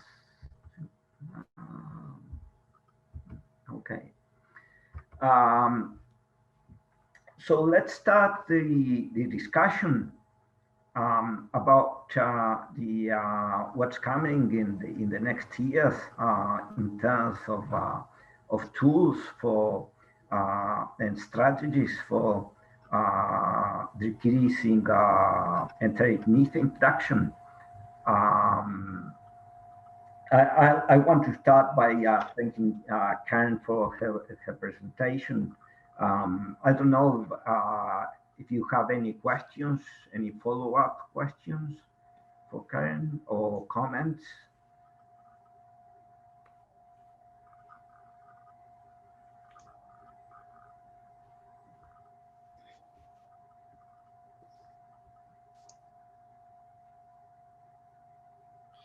Well, I think Karen presented a pretty balanced approach, emphasizing that there isn't a silver bullet, that the combination may be a way to achieve higher levels of reduction. Although I think at this point, we don't know how additive those things are when we combine them together. There's definitely an area for research to explore those possibilities more. But I think from the presentations we saw, like it's sort of like, yeah, we can make some reductions in methane emissions and contribute towards carbon neutrality, but methane alone is not going to achieve that. And we shouldn't be trying to propose that it's going to, otherwise we could be giving a false message.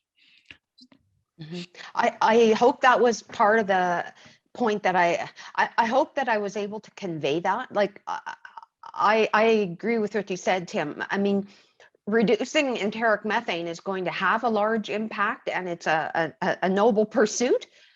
But I get the impression that there's just too much emphasis on enteric methane. It's really going to be tightening all the gaps in all the different parts of the production chain.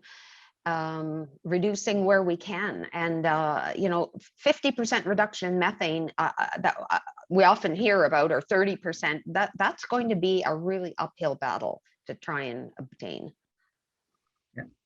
I would add and say that go further and say that not only methane alone is insufficient, but with some of the strategies that we are investigating, we may decrease methane and increase the emissions of other greenhouse gases. So that we have to be quite careful and take that into account, and also progress in research with the LCA, that life cycle assessments that have to be very targeted to different system productions, different regions, different countries, different places.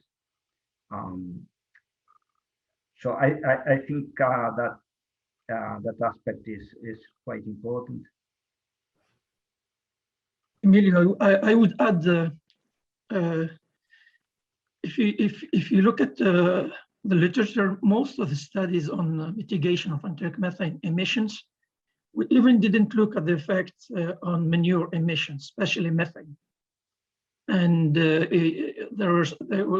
for example, we did some studies, and we observed that although sometimes we were able to reduce methane, sometimes enteric methane, I mean, sometime the gain achieved via this reduction is completely or sometimes partially offset by higher emissions from manure storage, for example.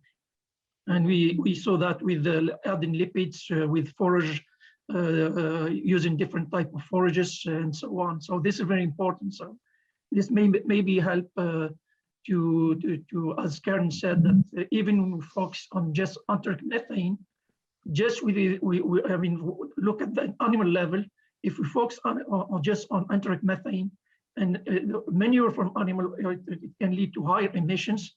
It's like we are losing like a big part of the gain. So it's like even we succeed to reduce enteric methane by 30%, if it increased methane emissions from stored manure increased by 15%, it's like we are losing gains. So this is very important to to look at this type of effect, to not just focus on enteric methane. Thank you, Joe. Yeah, I would like to second that importance as well, and reducing the emissions from manure systems or manure management. And just a couple points I wanted to comment on, and looking at the feed additive for reducing enteric methane emissions.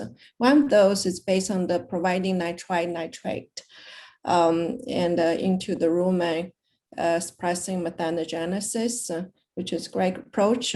But the one thing I have not seen data, or maybe Karen, you have seen data, I have not focused on that area, is the nitrous oxide emissions. When you put the nitrite into the rumen in a noxic environment, so I wonder how nitrous oxide emission is from the cows, and see whether any data have been collected in that regard. And so methane emission is low, but if there's a nitrous oxide emission high, so there can be some problem there.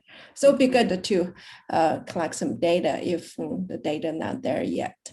Then the other one is for feed additive adding to the into the rumen, and if the residual coming out in the manure, and that may affect the methane production in this biogas system and our digesters. And there has been a lot of investment in our digesters for producing methane, which is make sure the feed additive residual in the manure will not suppress significantly methanogenesis in the digesters. That's where digesters build to produce methane. Yeah, and probably another third point is we definitely need to continue to really looking at the work with the manure as bioresources. And manure is one of those commodities produced year-round consistently, especially in these feedlots, right? Not in the grazing, well, even manure laying by the grazing animals. So we really need to work on converting this manure, look at this manure as a bioresources, and convert them into valuable products, including energy and fertilizers. And so I think that's where you will take more work, more emphasis. And overall, you will reduce the carbon footprint and reduce the methane emissions.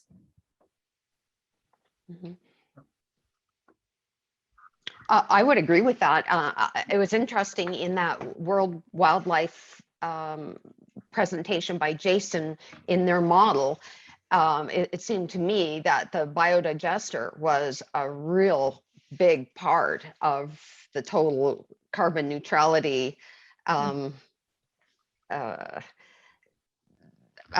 scheme of reaching carbon neutrality. It came down to generating fuel at the dairy level, and I just wonder, maybe Robert or I don't know if somebody can comment on that. Like, what size of dairy farm do you need to have a biodigester that could produce sufficient fuel that you're not just generating fuel for your farm, but you're generating fuel for the grid? I mean, their scenario was a very large farm with an average, I think, 3,000 cows. But what about smaller farms in Wisconsin or other parts of the world?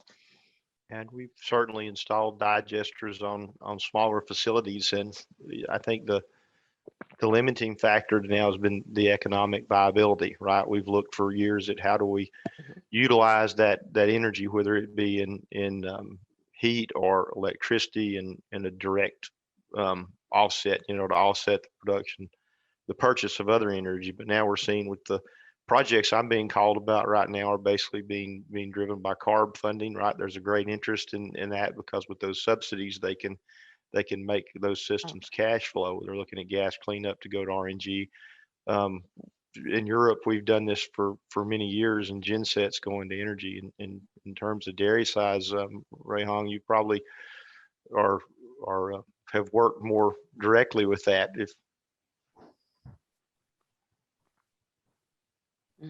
Okay, well, thank you, Robert. Just add to that.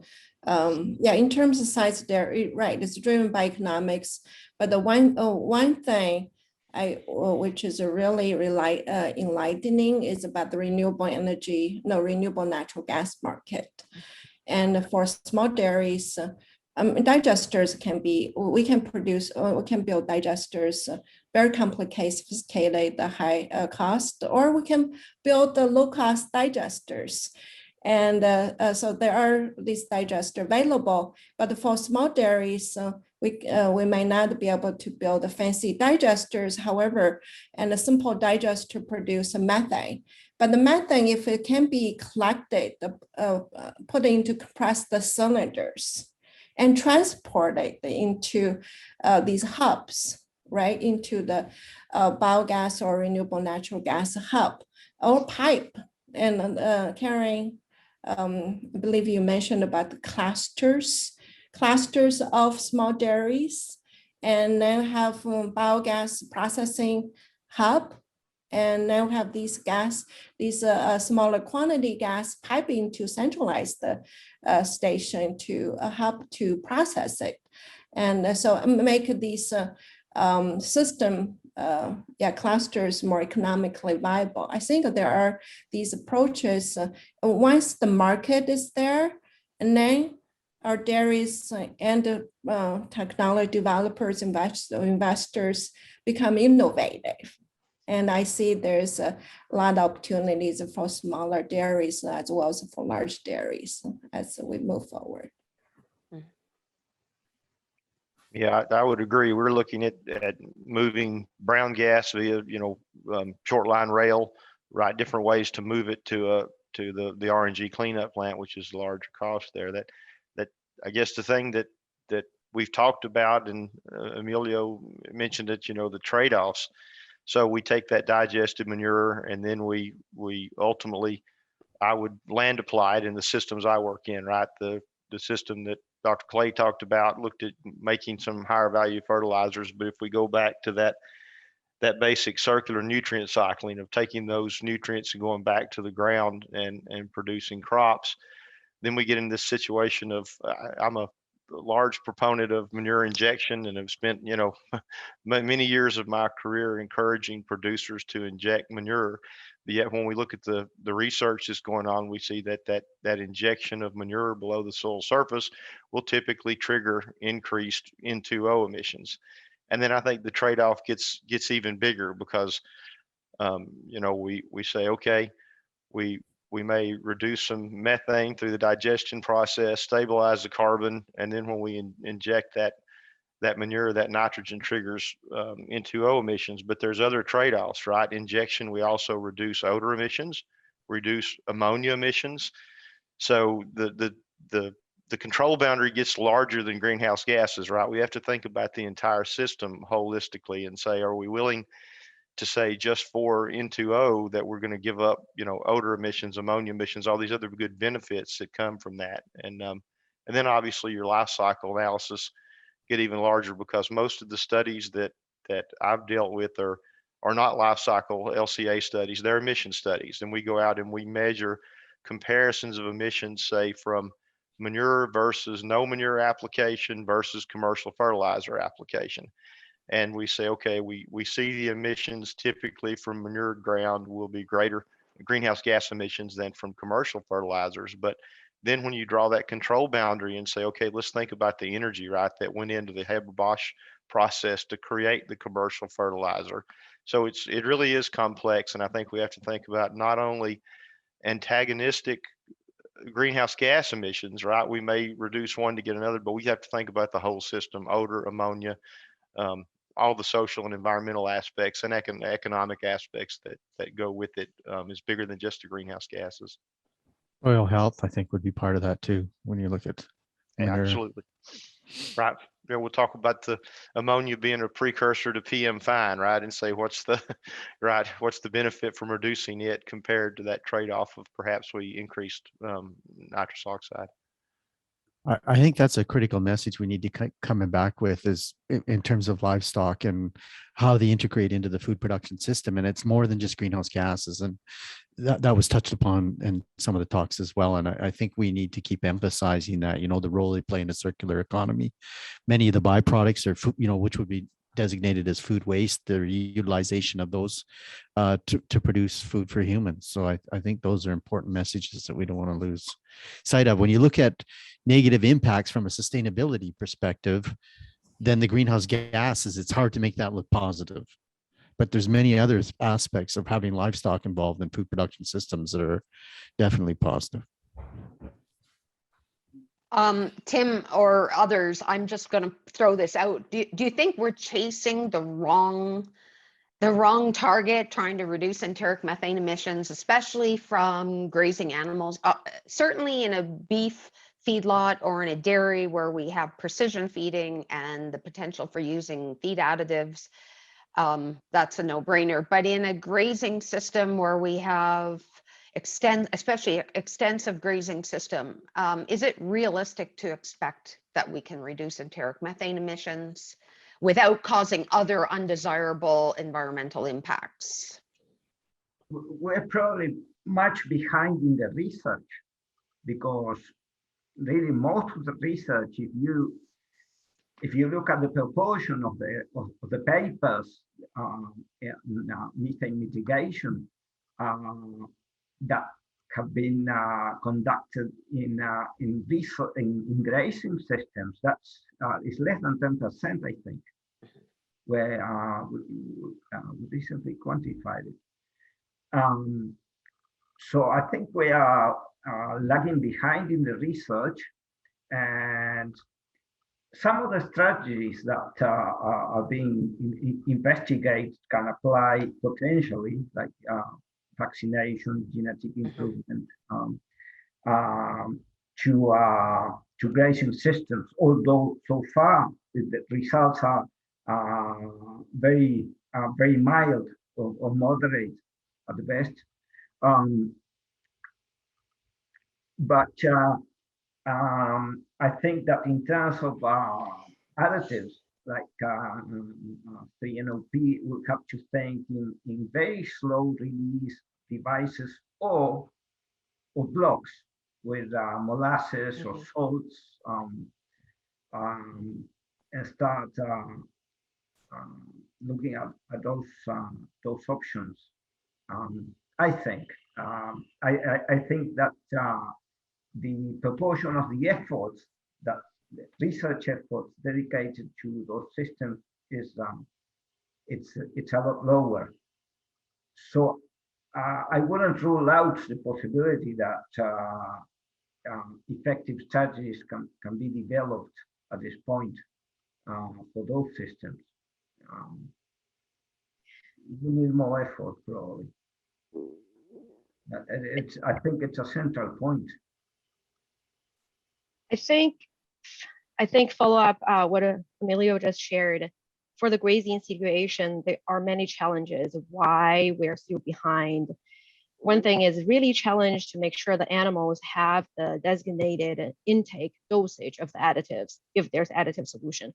Another thing I think is very important is the profitability of the grazing situation is by itself is low. And if there's any additional technologies require the farmers to pay more money to implement and to reduce methane without significant incentives, it's really hard for them to adopt this technology. Therefore, it's really a hard bone to chew on. Not many researchers or companies are willing to investigate further in this space. Whereas for feedlot, for dairy situation is more intense, the production system, it's sort of not really low-hanging fruit, but it's easier to tackle those issues. That's how I see the possible problem is. But I think from technical point of view, we all know that for grazing situation, there's actually higher potential to reduce the greenhouse gas emission. If we can do that, then the total greenhouse gas emission can have a great extent of reduction. What we can do is, I think I wanted to share some of my thought, and I wanted to hear the others' opinion is also, I think as researchers, as the group who's working on product or technology development and innovation, we can also educate the outside, the whole supply chain, that realistically, there's no silver bullet. There's still a lot of stakeholders on the supply chain. They are not aware that there's no silver bullet. Think about last year, Burger King has these commercial outside, right? Lemongrass. All the researchers know it's not possible, but it's not very clear to some big food companies. And also, I think giving them realistic expectation and let them know what is the high potential area can increase their interest on working on a specific area. And also, I think to educate the policymakers, what is the realistic area and more urgent area to work on, and increase these collaboration between researchers and with the industry stakeholders, and connect with the farmers to learn, okay, what is the more realistic way to apply technologies and how to create profitability for them? What is their interest in order to increase adoption? And thinking about all of these, it's really a lot to do. Maybe instead of doing research on dairy and beef, maybe it makes sense for a certain technology, we focus on beef specifically, feedlot, or beef specifically on grazing situation. When we finish from the feed, productivity, and manure production, the whole life cycle, after we finish the whole thing, then we leverage the opportunity to other species instead of making it too broad, and then we see a lot of gaps still existing and not a lot of research, enough research to fill those gaps. Just some thought I want to share here, and I'm looking forward to hear your opinion. Mm-hmm.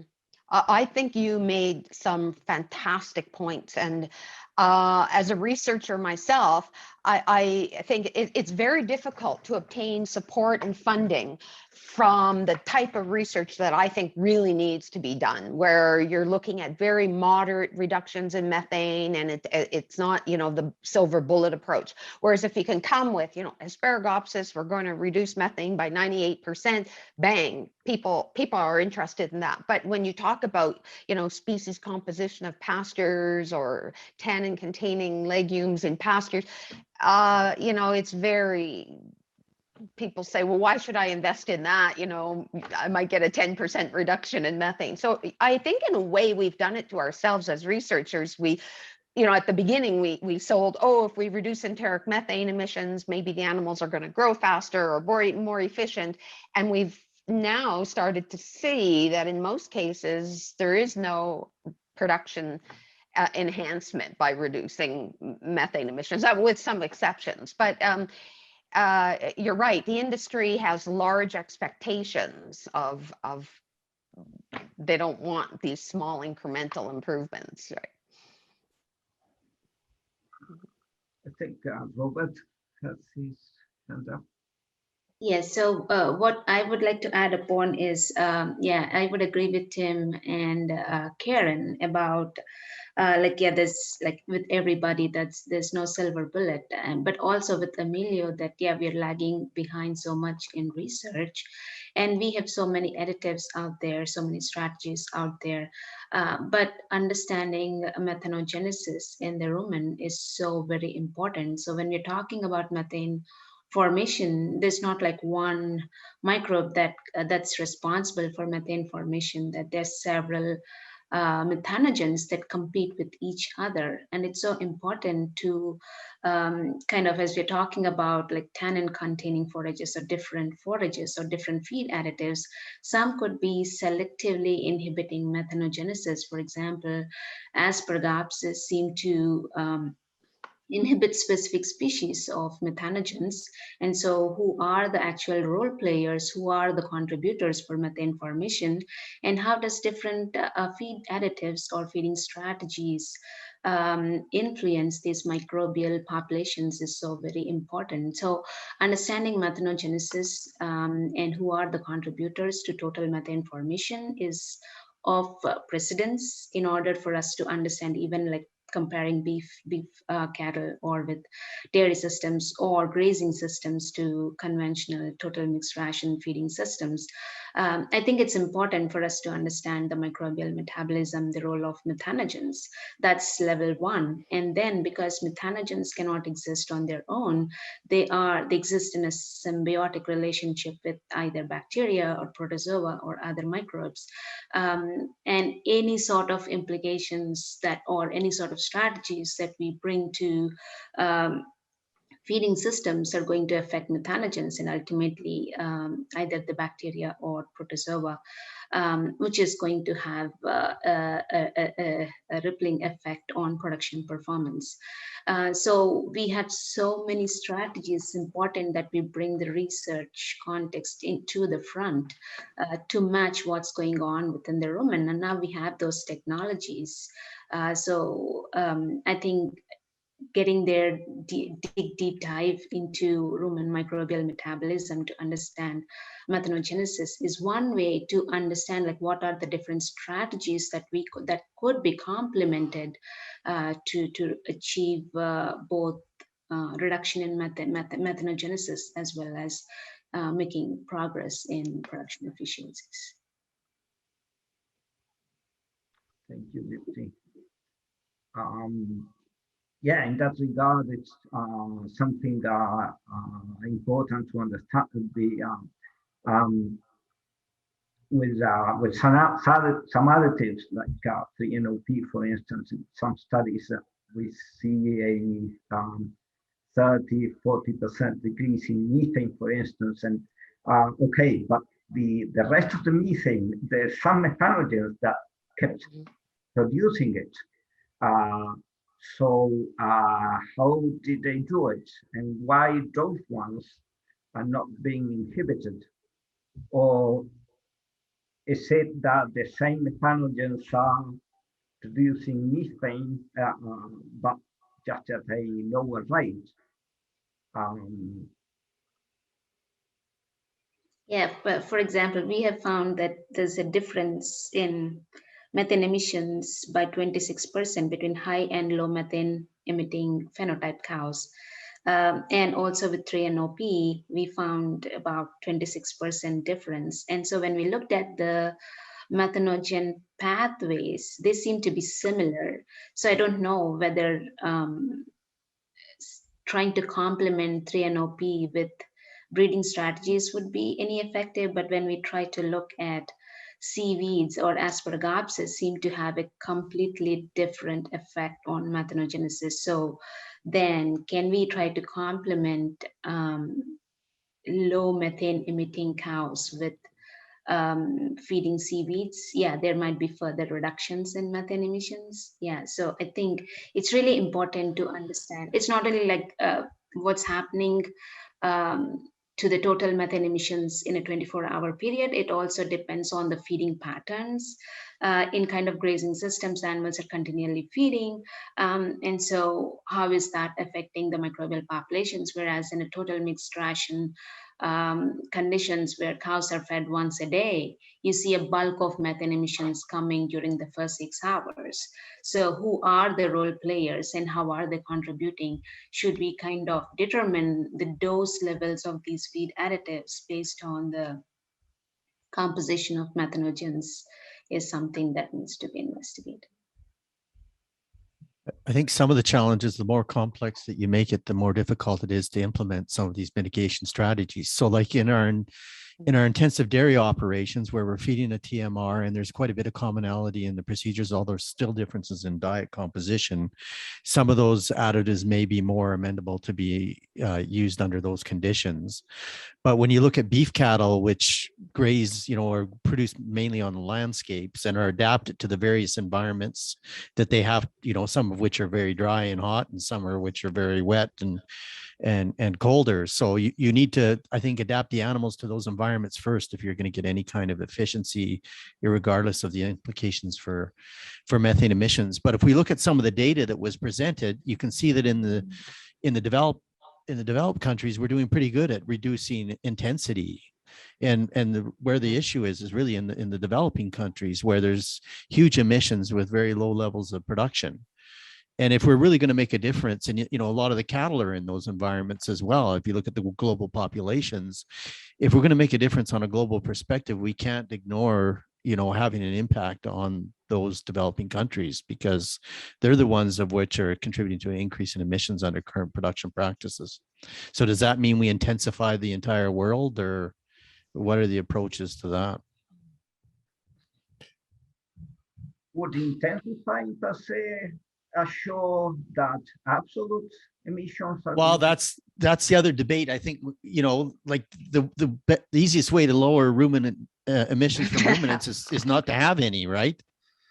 So, and that's what some people are advocating for, but that's where the role of livestock needs to be considered as well in terms of the ability to ruminate. Even, I think most people don't realize, like even in the intensive systems in North America, when you talk about beef cattle production, 80% of what's fed to the beef cycle is still forages. Yeah, food sources that are not suitable for human consumption. Mm-hmm.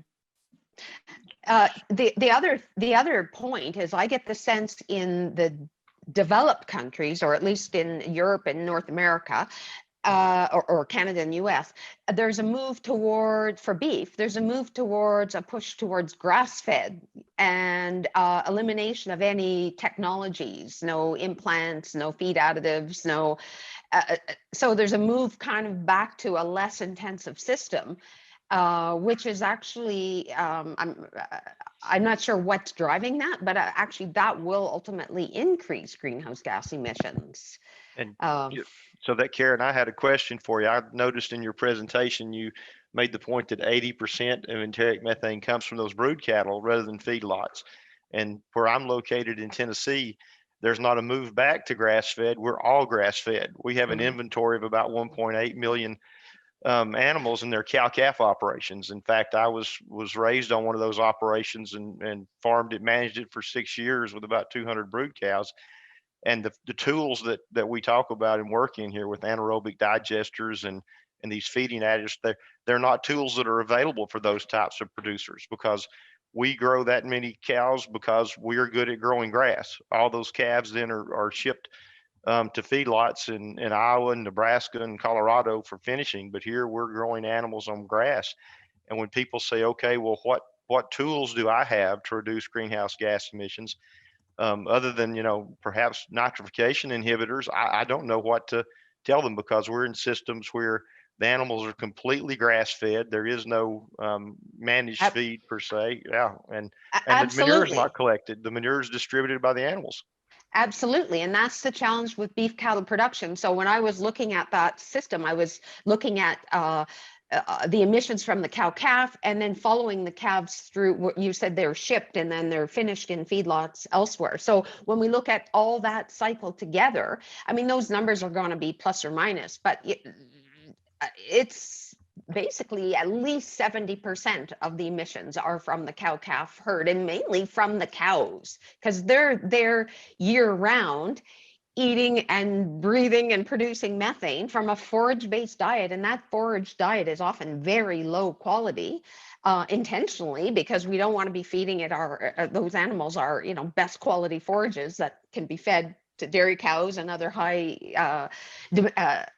other animals with high energy demands. So that's right. So most of the emissions are from exactly what you were talking about, those beef cows maintained on low quality feeds. And feeding additives is not going to, it's just not going to be part of that solution in those extensive pastures. So there's the problem. We have to look at changing the way we graze those animals, what the species composition is of the pastures, and more importantly, for places where they're not grazing 12 months of the year, where they have a period, either a dry period or a cold period, winter feeding, whatever, look at there's opportunities for supplementation there, where we're actually providing feed. So there's no one solution for beef cattle. We really have to look at a seasonal approach, and it's really going to come down to the management of those animals. Thank you. It's good discussion. But yeah, we have to start wrapping up. We've got 2 more minutes to go. Oh. Yeah, so this has been pretty fast. So I would say let's keep it to the big messages. I think we agreed that we need a holistic approach and look at pretty much everything. We talked about manure a bit. We've been also discussing the beef and the extensive systems as one of the central problems, and that pretty much overlaps with what happens in developing countries, and the difficulties to find strategies that are applicable to those systems. I think personally, I think there is a lot more research that needs to be done for those systems. We talked about a bit about methanogens, how different methanogens respond to our interventions. Emilio, on that point, I think a very important point about how methanogens respond to interventions is I think we need to stress, because that's going to help us understand what strategies are complementary. And I think Dipti made that point, and that's something we need to make in our final statement. It's not just because we want to understand the methanogens, it's really to understand how then we can apply different strategies and what the best doses are, et cetera. So it's really the basis for mitigation. Right, and how to target them all. I think, yeah, we are pretty much done with the time. So we have to reconvene with the larger group. So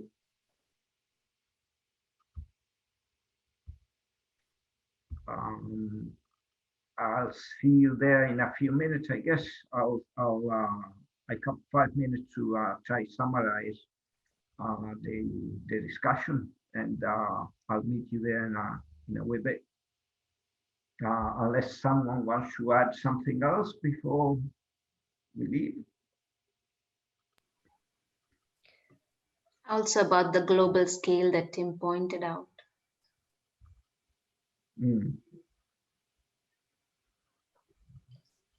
And just for everyone, if you want to continue any part of these conversations, I'll be sending a follow-up email where I will connect everyone via their emails. Thank you so much.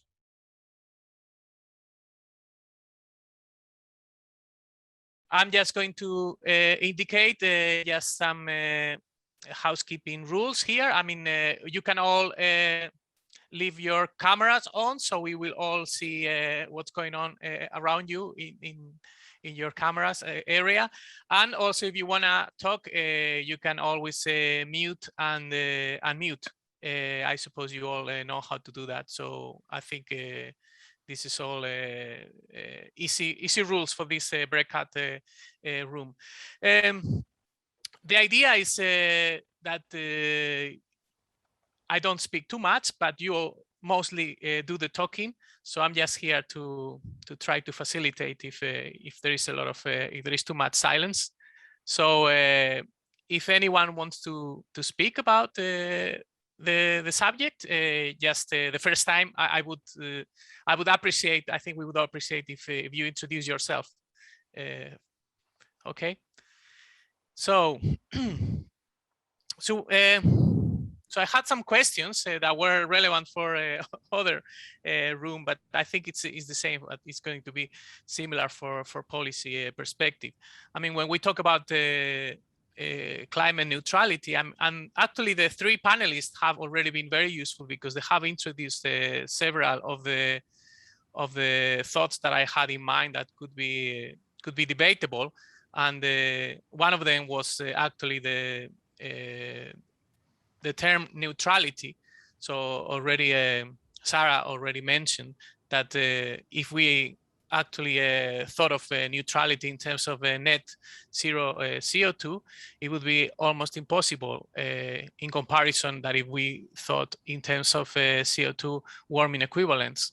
So, I mean, one of my first questions, because I work in Spain, I have worked all my life in Europe. I'm obviously aware of some of the stuff that is happening in the States, but it's not really my context specifically. So it's I would just wonder if this is something, this common approach on neutrality is something that is taken by the sector as a shared vision and with a shared definition. I would also ask you guys if how the process is happening with the policymakers. Is this is there like a plan already happening where the different sector actors are engaging very fluidly with the relevant policymakers in terms of climate policy and agricultural policy? Well, that would be my two first questions. You can always divert to other opinions and other things. So anyone want to start?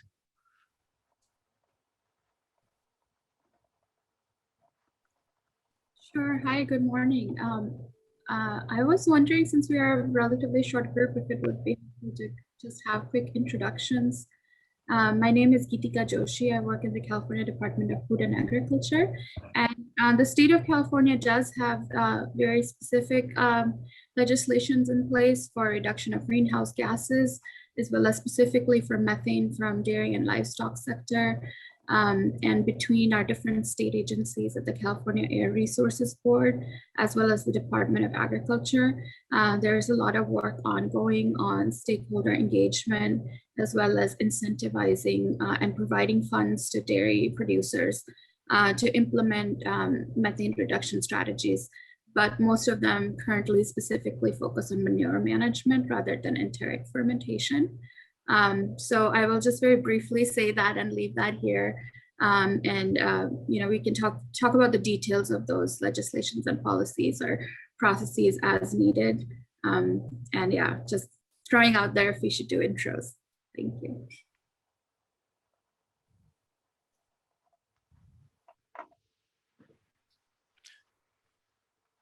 Okay. We know already Jason from the rest of the group. Is there anyone else that would like to introduce himself or herself? Sure, I'll introduce myself. I'm Allison Eagle. I am a senior scientist with Environmental Defense Fund based in North Carolina. I work on nutrient management and agricultural greenhouse gas emission reduction, translation, synthesis, and that's that kind of work for. And so I've been drawn into the livestock methane work in the last while, as well as the other agricultural greenhouse gas emissions. And I'm Kevin Esslinger. I'm at the California Resources Board, and I do the greenhouse gas calculations for livestock for the state of California. Okay, thank you. Good morning, everyone. I'm Denise Molinax. I'm with the California Dairy Research Foundation. I know many of you within our group, and obviously we do research and scientific education program outreach. And part of our work recently has been in support of some of our California regulations, as well as information in this general area.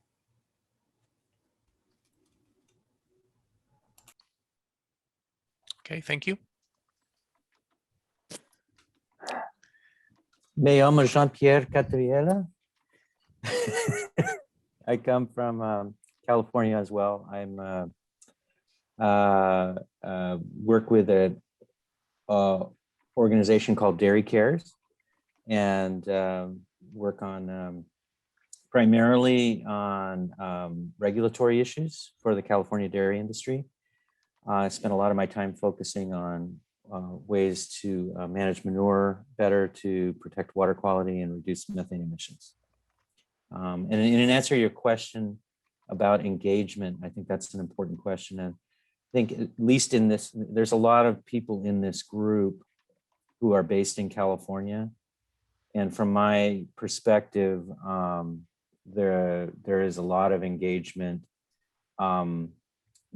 between the industry and the government in California discussing these issues. It's not a new issue. You also asked, I think, another important question about whether or not the concept of climate neutrality is understood and is being used a lot right now. And I think, in short, I think it's emerging. You know, there's been a lot of discussion, I think, in the past year or so about introducing this concept versus a net zero carbon concept. So it's beginning to emerge in the public policy discussions, at least in California.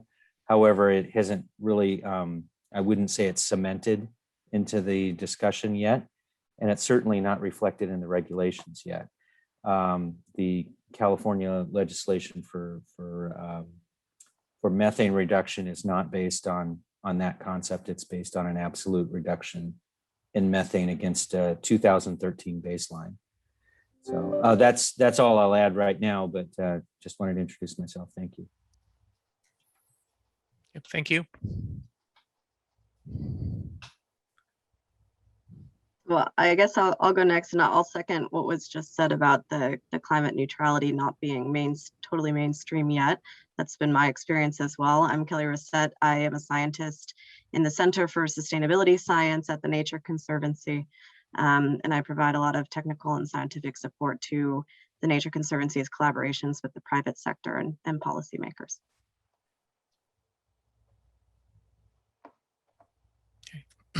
Thank you. I'll introduce myself real fast. My name is Joe Proudman. I'm the Associate Director for Communications here in the Clear Center. I want to thank you all for joining us. And I think the only person we have left to introduce themselves is Justin. So I'll pass it on to him.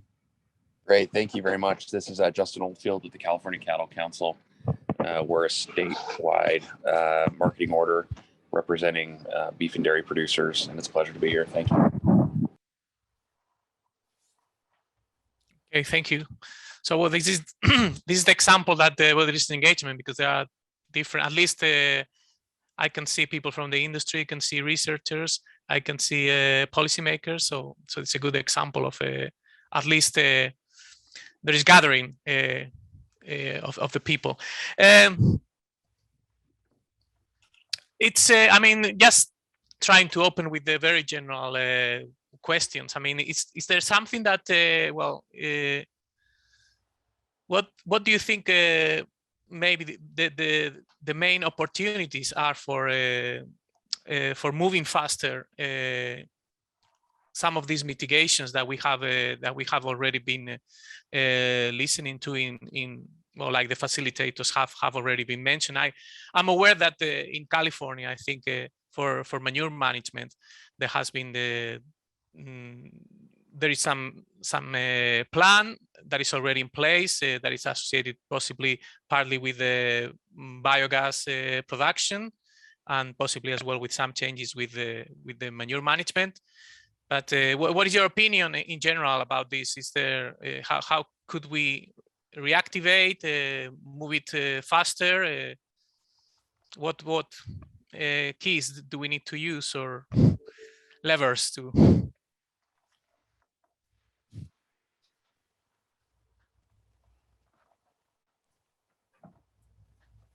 Well, I don't want to monopolize the conversation, but I think that it's been fairly clear in the public discussion about how we move biogas production and along is through continued investment in that process. We've had a lot of success in building anaerobic digesters and creating renewable energy in California from dairy biogas, at least, which I think, you know, it's very clear in the conversation that there's a lot more cattle than dairy in the world. And there's also a lot of non-dairy cattle in California. But where animals are housed, you know, at a centralized location, it's been we've had a lot of success in building anaerobic digesters, particularly on larger facilities. What's stopping us from going forward is continued investment into that process, or slowing us down. So, and I think the government recognized that in their recent report from the California Air Resources Board, and the industry recognizes that. So it's a simple matter of how much investment do we want to make as a society in promoting these systems. I think there's another major opportunity in terms of manure management. There has been quite a bit of progress in alternative manure management systems, but there's much more that can be done. I was happy to hear the discussion in the panels. I think a couple of panelists discussed the opportunities around nutrient recycling. I think that's something that we perhaps don't discuss enough. But I believe there's a real opportunity there for plant and animal agriculture to work together to recycle nutrients. And California is a particularly opportunistic setting for that, because we have something like 400 crops grown in the state, lots of opportunities and different types of crops that could potentially use manure. Traditionally, manure has been used mostly on forage crops as a soil amendment, but I think if we begin developing manure as a feedstock for innovative soil amendment products, that there's some real opportunities to both reduce greenhouse gas footprints in both plant and animal agriculture, but also to reduce our dependence on, say, mining nutrients and using energy to extract nutrients from the atmosphere. So there's a lot of I see a lot of opportunity to go forward in those areas.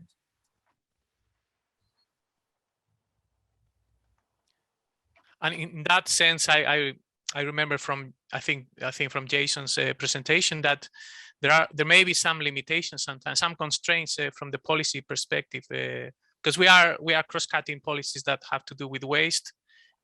So at least in Europe, we have a lot of problems with that. So how we define this dire state, for example. So I was wondering whether this is something that could also be improved, because there are some of these strategies that cross-cut different policy areas. So we're talking about waste, we're talking about energy, talking about climate, we're talking about agriculture, and I don't know how well this generally works out for you, but what's your understanding?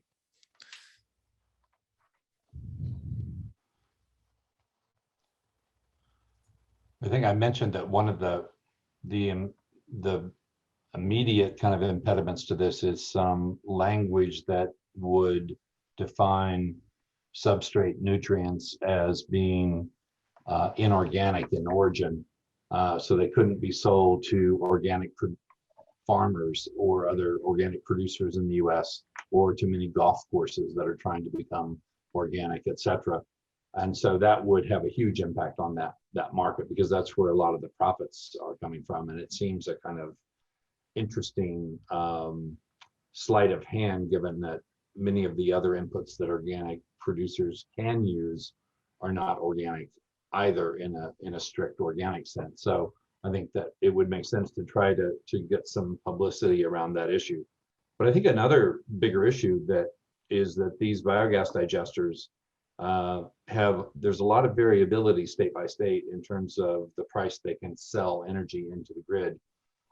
And so that would be one thing to try to tackle, but that itself is going to be very hard, because this is a whole kind of states' right issue. But I think the bigger issue is to start getting the co-ops and producer groups to start aggregating the carbon credits they have for renewable energy and start selling those carbon credits to Starbucks and McDonald's and other companies, even Walmart, that buy a lot of milk. They should also find this way to make dairy producers more resilient, because they're going to buy that renewable energy anyway. They've all made targets about that. So if we could find ways to bundle that together to make that easier from the point of view of government, or even making it so that co-op milk dairy co-ops could actually sell renewable energy as a power producer onto the grid. We've seen Google and other large companies declare themselves as not declare themselves, apply and get approved as energy producers in every state in the country because they want to have the ability to sell onto the grid excess energy from renewable plants that they're investing in. But I think we need to start thinking about, in particular, dairy farmers and how this might work to their advantage as well. Because that's been one of the issues, is not being able to reverse meter, right? Yeah. Well, they're paid the same as if you have two solar panels on your roof. I mean, it's crazy. Yeah. These are producing a megawatt or more in many cases per year, so it's not insignificant. Yeah, so and that's a policy barrier that right. Yeah. So thinking about like the other barriers that are there from policy, it's things like allowing reverse metering,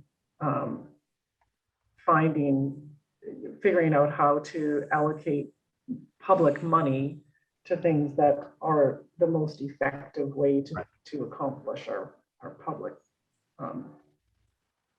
goals.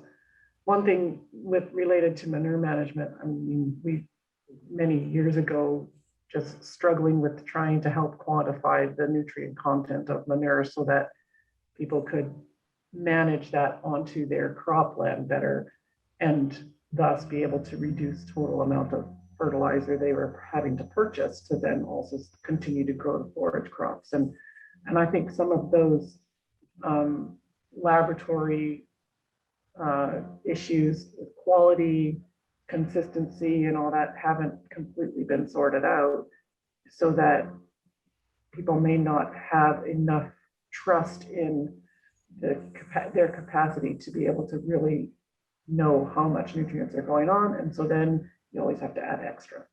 And so I don't know how much the irrigated land program in California has helped that, but those sorts of things need to come along with good training and capacity building and all that, so that you can make use of the nutrients that are at hand, and so that that we can reduce the total imports and have better nitrogen balances and reduce the likelihood of nitrous oxide emissions. So when we have these extreme nitrogen balances, extreme surpluses, the N2O emissions just get to be pretty astronomical. And the problem with applying manure is that it's very hit or miss. You simply don't know what nutrients are in it. But then ask yourself the question, would we ever see the government prohibiting the application of raw manure? Because once you run through a biogas digester and can capture the substrates, you can separate out liquid ammonia, NP and K. You can apply it exactly in the quantities that are necessary. It's just a much more rigorous way and much more efficient way of doing it. But I'm sure there would be a huge outcry about that. Well, I mean, you don't have to imagine the government prohibiting application of raw manure. They're already doing it. In some maybe. In almost every crop in California, only forage crops are really allowed to have raw manure applied. And I don't mean distinguish here raw manure being manure that hasn't been fully composted and heat treated to kill pathogens. So there are laws in California that prohibit application of manure that might contain pathogens to crops that are intended to be grown for human food supply and will not be heat treated in the process. So that's a large majority of crops. But I think the more important issue you raise is exactly what you said about the digesters. I think we need to start thinking of manure not as the finished product any more than milk is often the finished product that a dairy produces. It is the beginning often of it's an input into any number of food products, ingredients, that sort of thing. It's an ingredient. Manure could be an ingredient as well. It could be an ingredient in fertilizer products. And that would tackle a lot of the issues that were raised about, it's unpredictable or whatever. Well, if it were processed to have a predictable mix of nutrients, and even a variable mix of nutrients. Not every crop needs the same nutrient mix. And we see this already. This is not, we see this already happening in some parts of the US and also in countries like Mexico and elsewhere, where they're taking manures and processing them into different types of fertilizer mixes that can be used safely in commercial agriculture for food crops. So I think that's one of the big untapped opportunities here. It's going to require a lot of research and development and incentivization when we have the research and development done.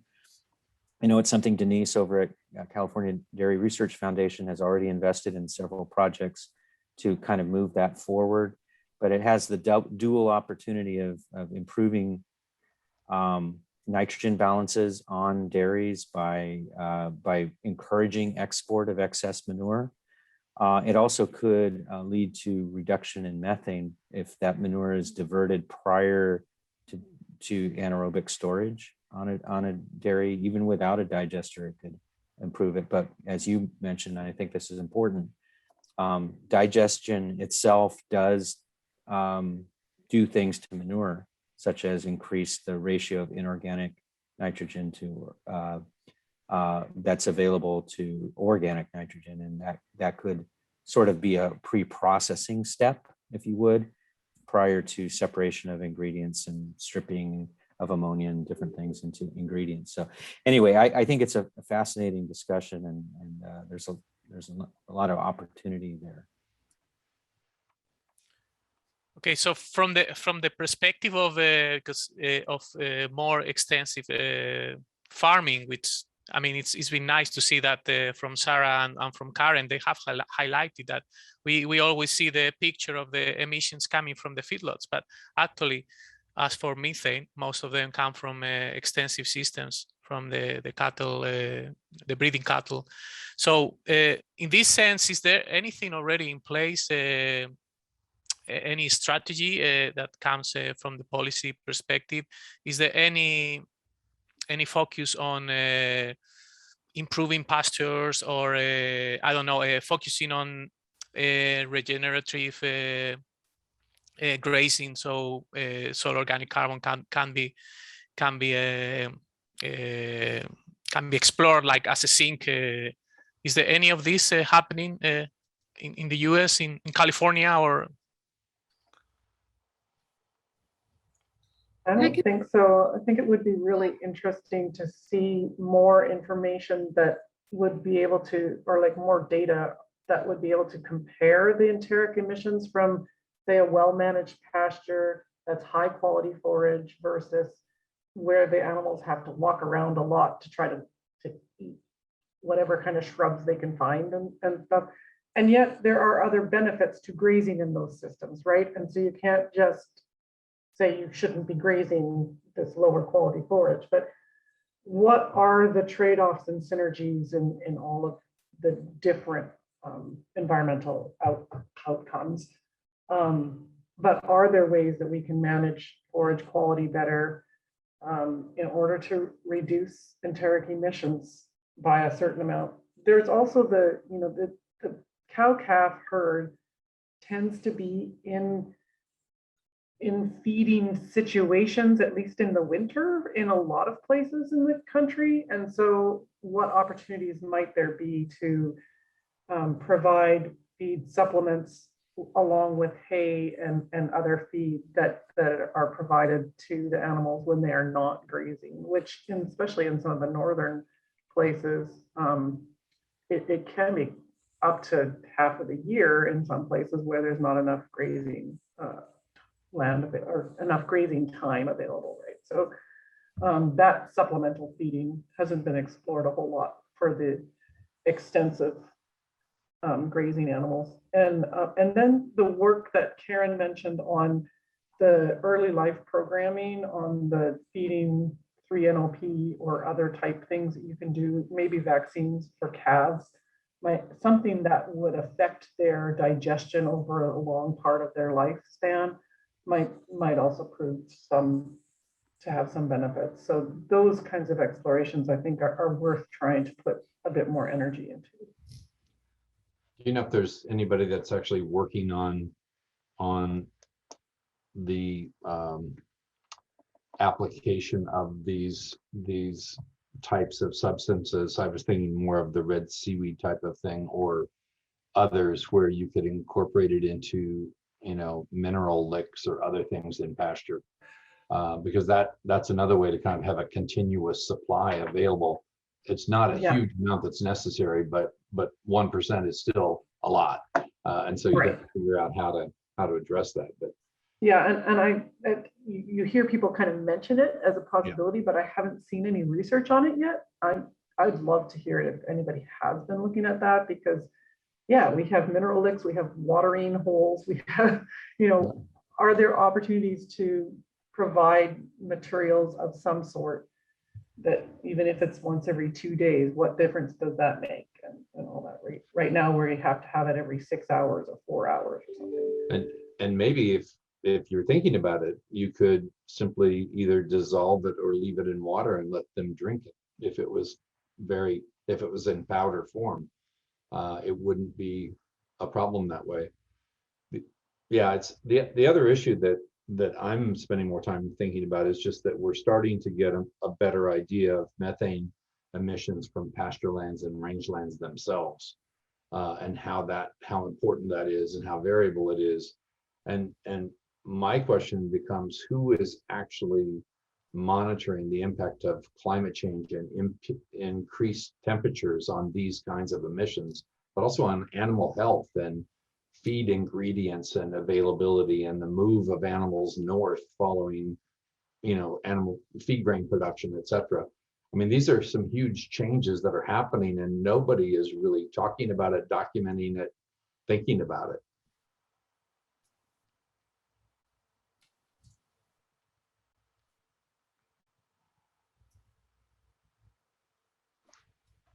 It's not really a policy question, but it's a research topic that the land-grant universities used to focus on a lot more, and they're now focusing on things that they get paid to do.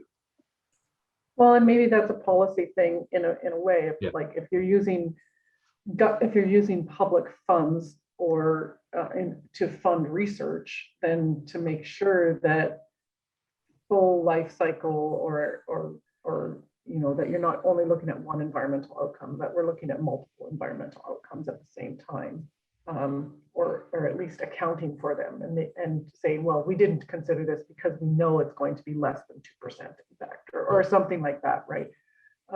But that has to be part of the research, and it can't just be right a little thing at a time.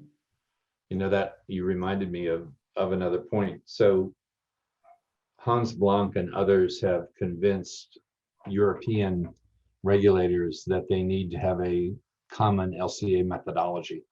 And so by 2024, that will be adopted. And there's a fair amount of focus on that now. But having looked at a lot of LCAs, even for the same things, the results are extremely different. And that's really disappointing because the methodologies are different, the parameters are different, et cetera. So I would hope from a policy point of view that the US and Canada could create a kind of North American bloc to either adopt something similar or go through a similar process.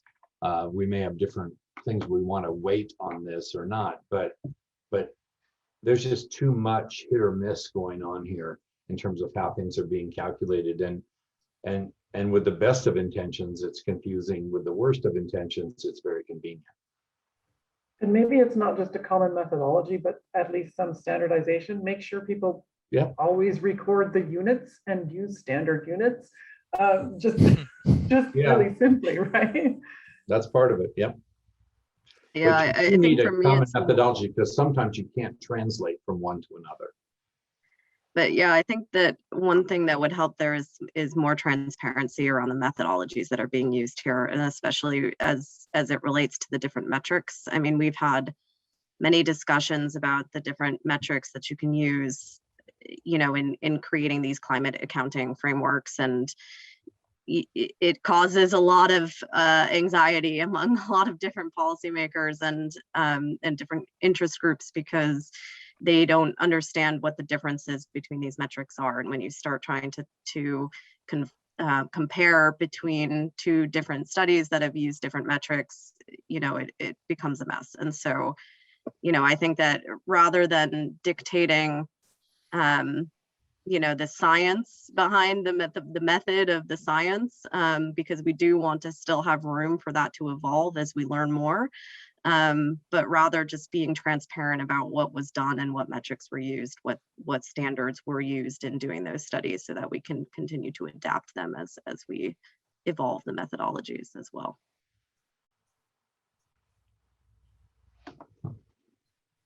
Yeah, I think this has been a little bit of a problem with the LCA analysis and the overuse as well of this type of assessments beyond what it was probably planned to be done for, which is mainly to compare yourself, not to make it to compare it with another one, because that's what now it's being done for many, just used as a kind of a marketing tool, which is really neglecting the uncertainties that are behind the assumptions, not just the metrics, it's just the assumptions, the methodology inside. You just change one small factor and that can affect massively your result. So, even Jason mentioned, we are just understanding more and more how imprecise possibly our estimations for methane from enteric fermentation from very extensive systems are. I mean, we are looking at studies in Africa and also already in Europe from extensive systems that are predicting much lower, in some cases, methane emissions from enteric fermentation from free grazing activities. But anyway, coming back to the policy, which is something possibly I was trying to frame, but I wasn't successful, is, do you see any potential policy? I mean, in Europe, for example, we have the CA, the Common Agricultural Policy, and it's very focused, or it's intended to be very focused on some payment for ecosystem services. And some of these ecosystem services may be synergistic to some potential climate mitigation, like I was mentioning before, potentially any practices that could enhance soil organic carbon or carbon sequestration from, for example, from agroforestry or other practices. Is there anything like that in the US that could be explored as a synergy? Is a synergistic policy that is not really a policy directly, but it could help some of these more extensive systems that require this type of help?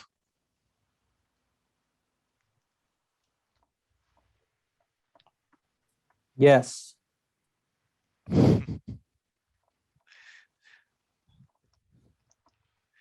So, perhaps, no, so go one, ahead. yeah, no, go, you spoke, go ahead. I was going to say, perhaps I should elaborate. I do think the national dairy industry has worked a little bit in the area of generating phosphorus credits through voluntary measures to within watersheds. Yeah. So they've cooperated with regulated entities to voluntarily reduce phosphorus runoff in exchange for credits for that are then purchased by entities that would have had to pay significantly more to further reduce their phosphorus, and so there's economic benefits all around.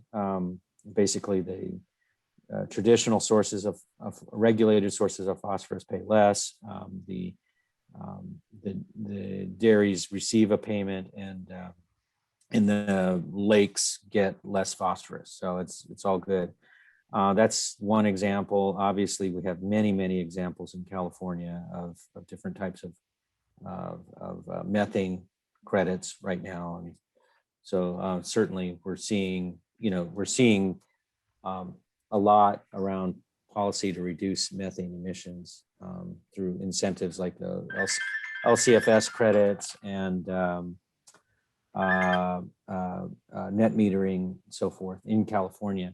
One of the sort of frustrating developments is because California's incentives have been so strong, some of them are open to projects in other states. So we're seeing money, that is generated by California taxpayers ending up in a pot that is benefiting our competitors in other states, and that's a little bit frustrating. It's a difficult policy issue to solve. There's reasons for it. It's not just the state isn't doing that intentionally. It's just there's certain interstate commerce laws and things that get in the way.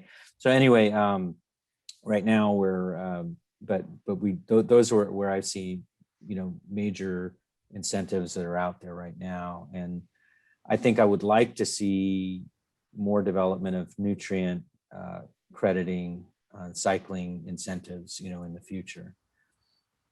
I think that's easier where the nutrient, the body of water receiving the nutrients is more defined. So you see that in the Chesapeake. You see those kind of nutrient trading systems in other places. Where we haven't found a way to make it work is in the Gulf. And those larger bodies are where in some cases it's just as bad. But we need to figure out how to make that work. One of the points that I wanted to make in response to Augustine's question is that the U.S. answered, I would say, to a lot of the CAP and the green box discussions in Europe was really the CRP program, which isn't directly related to dairy or beef except through feed. But there are now grassland CRP programs too. I just saw the sign up is just about expired for the next grassland one. But the biggest, and this was seen as a green box, a US green box mechanism to take land out of production and reduce total production. And it succeeded in taking about 8% of land out of production, but we found that farmers focused more on the better land, and they doubled production on the better land over 40 years. So it didn't really have the impact of reducing total production on the world market, but it did cut soil erosion in half for the entire country by taking 8% of land out. What we didn't do was actually, we not only didn't allow producers to let that 8% of land go back into carbon sequestration, we actually forced them to mow it every year, which was a mistake, and we should learn from that. And that is a policy that I think that we should move forward with, because as we start having new markets for carbon and for other services, I think we'll find that a lot of farmers find it is more profitable not to farm marginal areas, and that they can actually produce other goods and services from them in a way, and it lets them really concentrate on their better lands. I'd like to point to, I think, what are their extensive crediting and incentive programs in California, at least for digesters, which can be accessed from other states, as I mentioned, where I think there's three other opportunities that are right in front of us. One of them is the idea of developing a nitrogen crediting system. And in California, it's not a surface water issue nearly as much as it is a groundwater issue. We have extensive rural areas that depend on wells for drinking water, and they're impacted by nitrogen. So, protecting these aquifers from nitrogen pollution, I think, is important. And it also would be nice to have an incentive program in place to incentivize reductions in nitrogen. There's extensive regulations in place as well. And so I think a combination of a carrot stick approach could help accelerate improvements in nitrogen management, particularly incentives that ask farmer or help steer farmers towards drawing their nitrogen supply from nitrogen that's already being produced on animal operations in California, and to use it on other crops that are grown in California rather than importing nitrogen from other areas. The other two opportunities I think that are important have to do with methane emissions. Right now, there is, again, extensive incentives for digesters in California. They do need continued funding to remain effective, and there's quite a few, there's still quite a bit of opportunity to build more digesters in California. That said, we heard a lot this morning about enteric emissions. Right now, you know, the gold standard for incentives in California is through compliance offsets rather than just voluntary market offsets. They're worth a lot more. And so we're working to develop an offset protocol for compliance offset protocol for enteric emissions in California, so that as these products that we heard about this morning do come on the market, that there will be another potential revenue stream to encourage and incentivize people to actually use those in an economic way. And then finally, there is also a significant amount of reductions that have been made through changes in manure management, but there are not compliance offset protocol driven credits available for those either. And so we're also working on trying to develop a compliance or adjust the current compliance offset protocol that allows such credits to be steered toward digesters to also allow other types of non-digester manure management projects that reduce methane to receive similar credits. So I think that, you know, in summary, there are clearly some incentive programs out there now, but they require more development to be more effective in the future and to allow other practices, especially beyond digesters, to proliferate. So I thought it was interesting how Jason mentioned this morning that if there were credits sold, you wouldn't be able to then say that your industry itself is climate neutral or carbon neutral, because someone else would be claiming those credits in order to allow them to continue to emit elsewhere. And so that's an interesting question for agriculture in general, is like, do we need all these emission reductions we can provide for ourselves, or can we sell some of them off to other sectors? So, and I thought that was something I hadn't really. I agree with I like the way that you mentioned it, Jason. Sorry, yes, just to, sorry to interrupt, but I think we are going to be closed in 10 seconds. Yes. So just to avoid disappointment of saying goodbye. Welcome back, everybody. Facilitators, please take a few minutes to present your room's discussions. And Michelle, please start. Hi, thank you. Ours was looking at climate neutrality for beef and dairy sector and how long that would take. I think we ended with a really nice closing that's going to depend on how we choose to assess and measure, and these continue to be critical. And what's really needed is to how to evaluate these trade-offs and how to put boundaries regarding the timing of achieving climate neutrality. We had a laundry list of some very important key considerations on this journey as well. The need to create various systems in place, particularly to incentivize, knowing mitigation also comes at a cost. The importance of proper policy, addressing consumer needs, balancing communication and education, and how to build from the ground up, bringing the the farmers along, getting their input, and the importance of market incentives, looking at grants, credit markets for greenhouse gas reduction.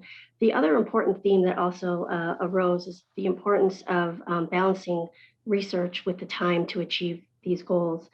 So the need for additional research funding on various aspects in this area remains critical, not putting it all on the farmer, but also thinking how we can get beyond industry to fund that and make that a critical, important headline.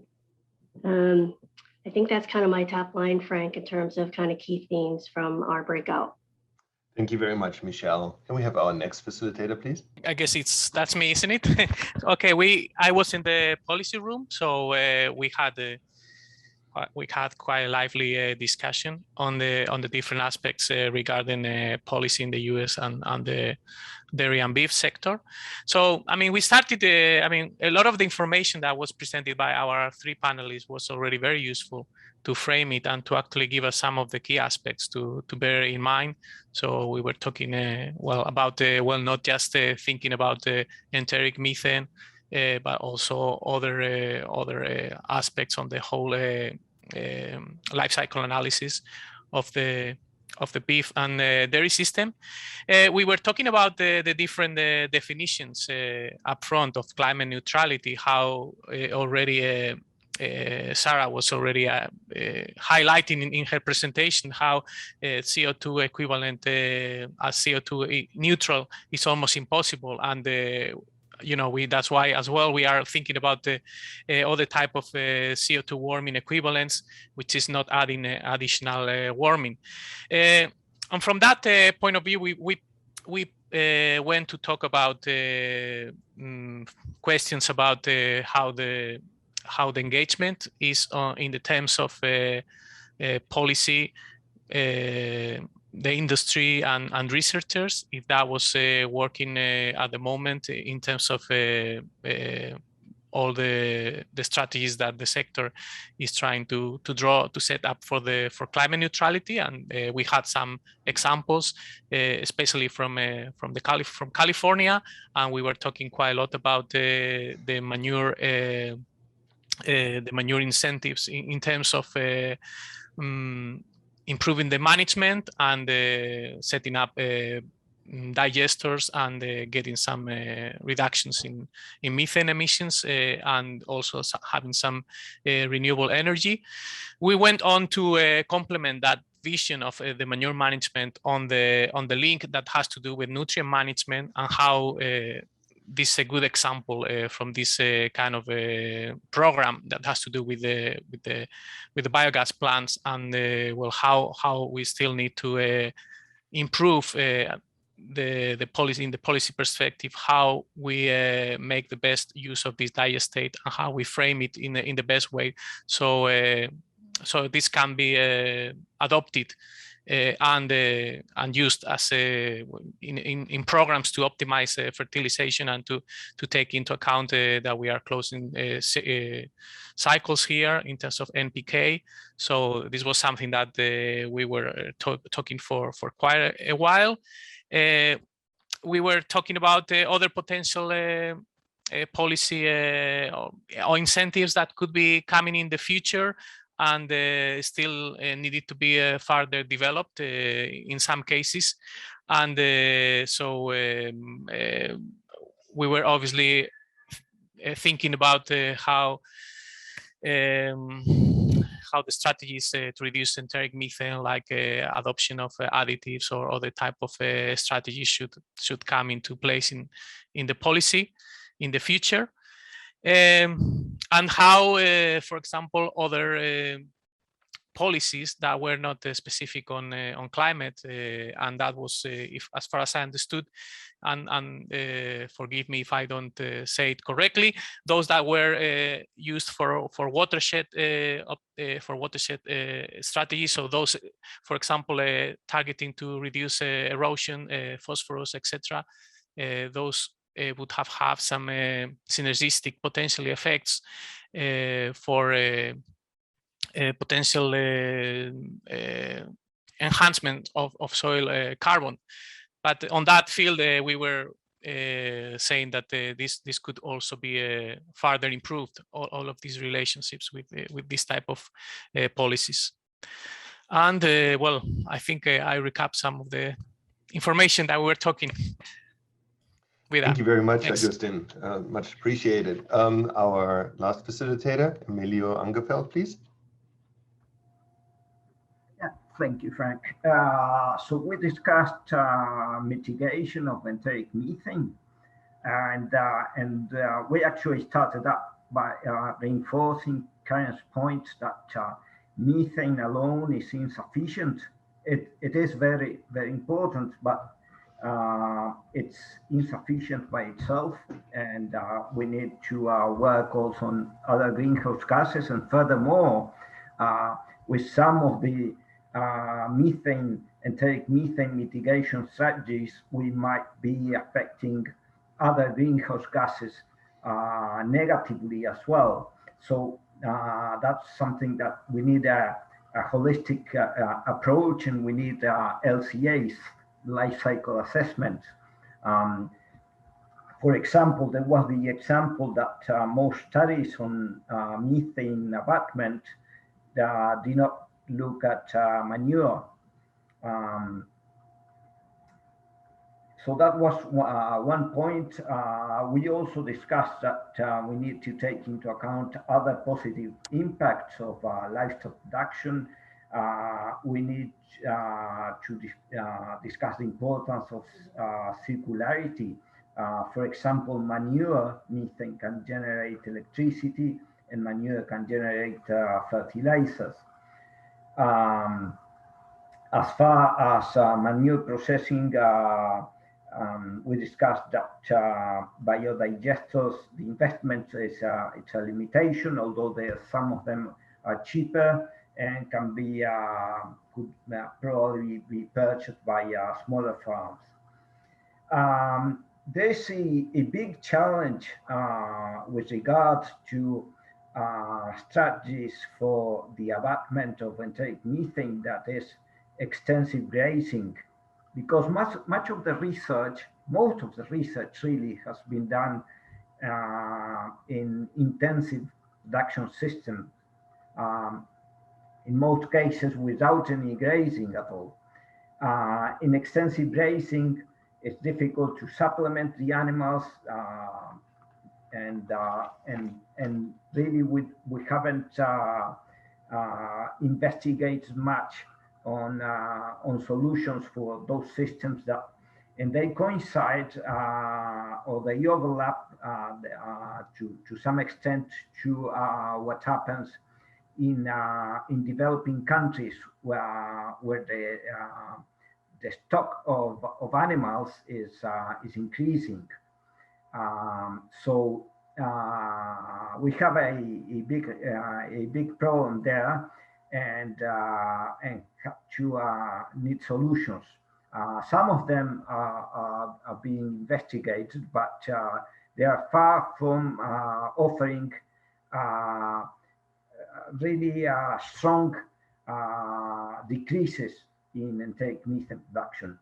And we also refer to some aspects of more basic research, the importance of understanding the effects of different mitigation approaches on different clades of methanogens, and that can be important because when we're thinking in combining different anti-methanogenic strategies, as Karen explained in her talk,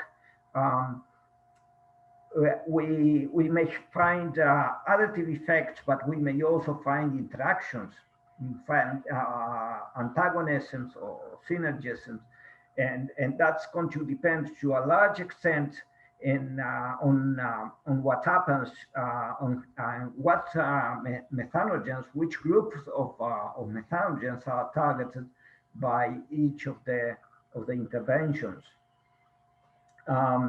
So I think that with that I'm summarizing our discussion. Thank you. Thank you very much, Emilio. And thanks to all of our facilitators for summarizing those respective breakouts.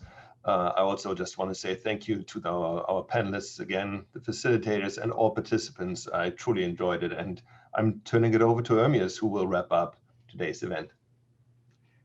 Thank you very much, Frank, and thank you everybody for joining us today.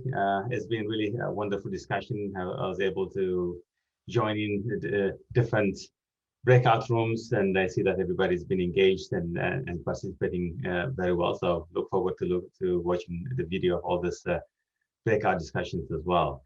So the next steps for this is that the discussion will be summarized and it will be submitted to the Food Systems Summit in the next couple of weeks. we hope to get it to you, the summary that is in a few days, and then you can have a look at it, and if you can give us back your edits within about 1 week's time, then we'll be able to include them in the final draft. And the recording of today's dialogue would be available in a few weeks on the UC Davis Clear Center and the World Food Center websites as well. So we'll have multiple opportunities to be able to see.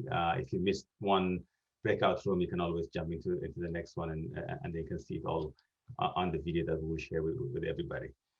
So with that, I think thanks again and for spending time here with us today and sharing your knowledge with us. Have a good day and have a good evening.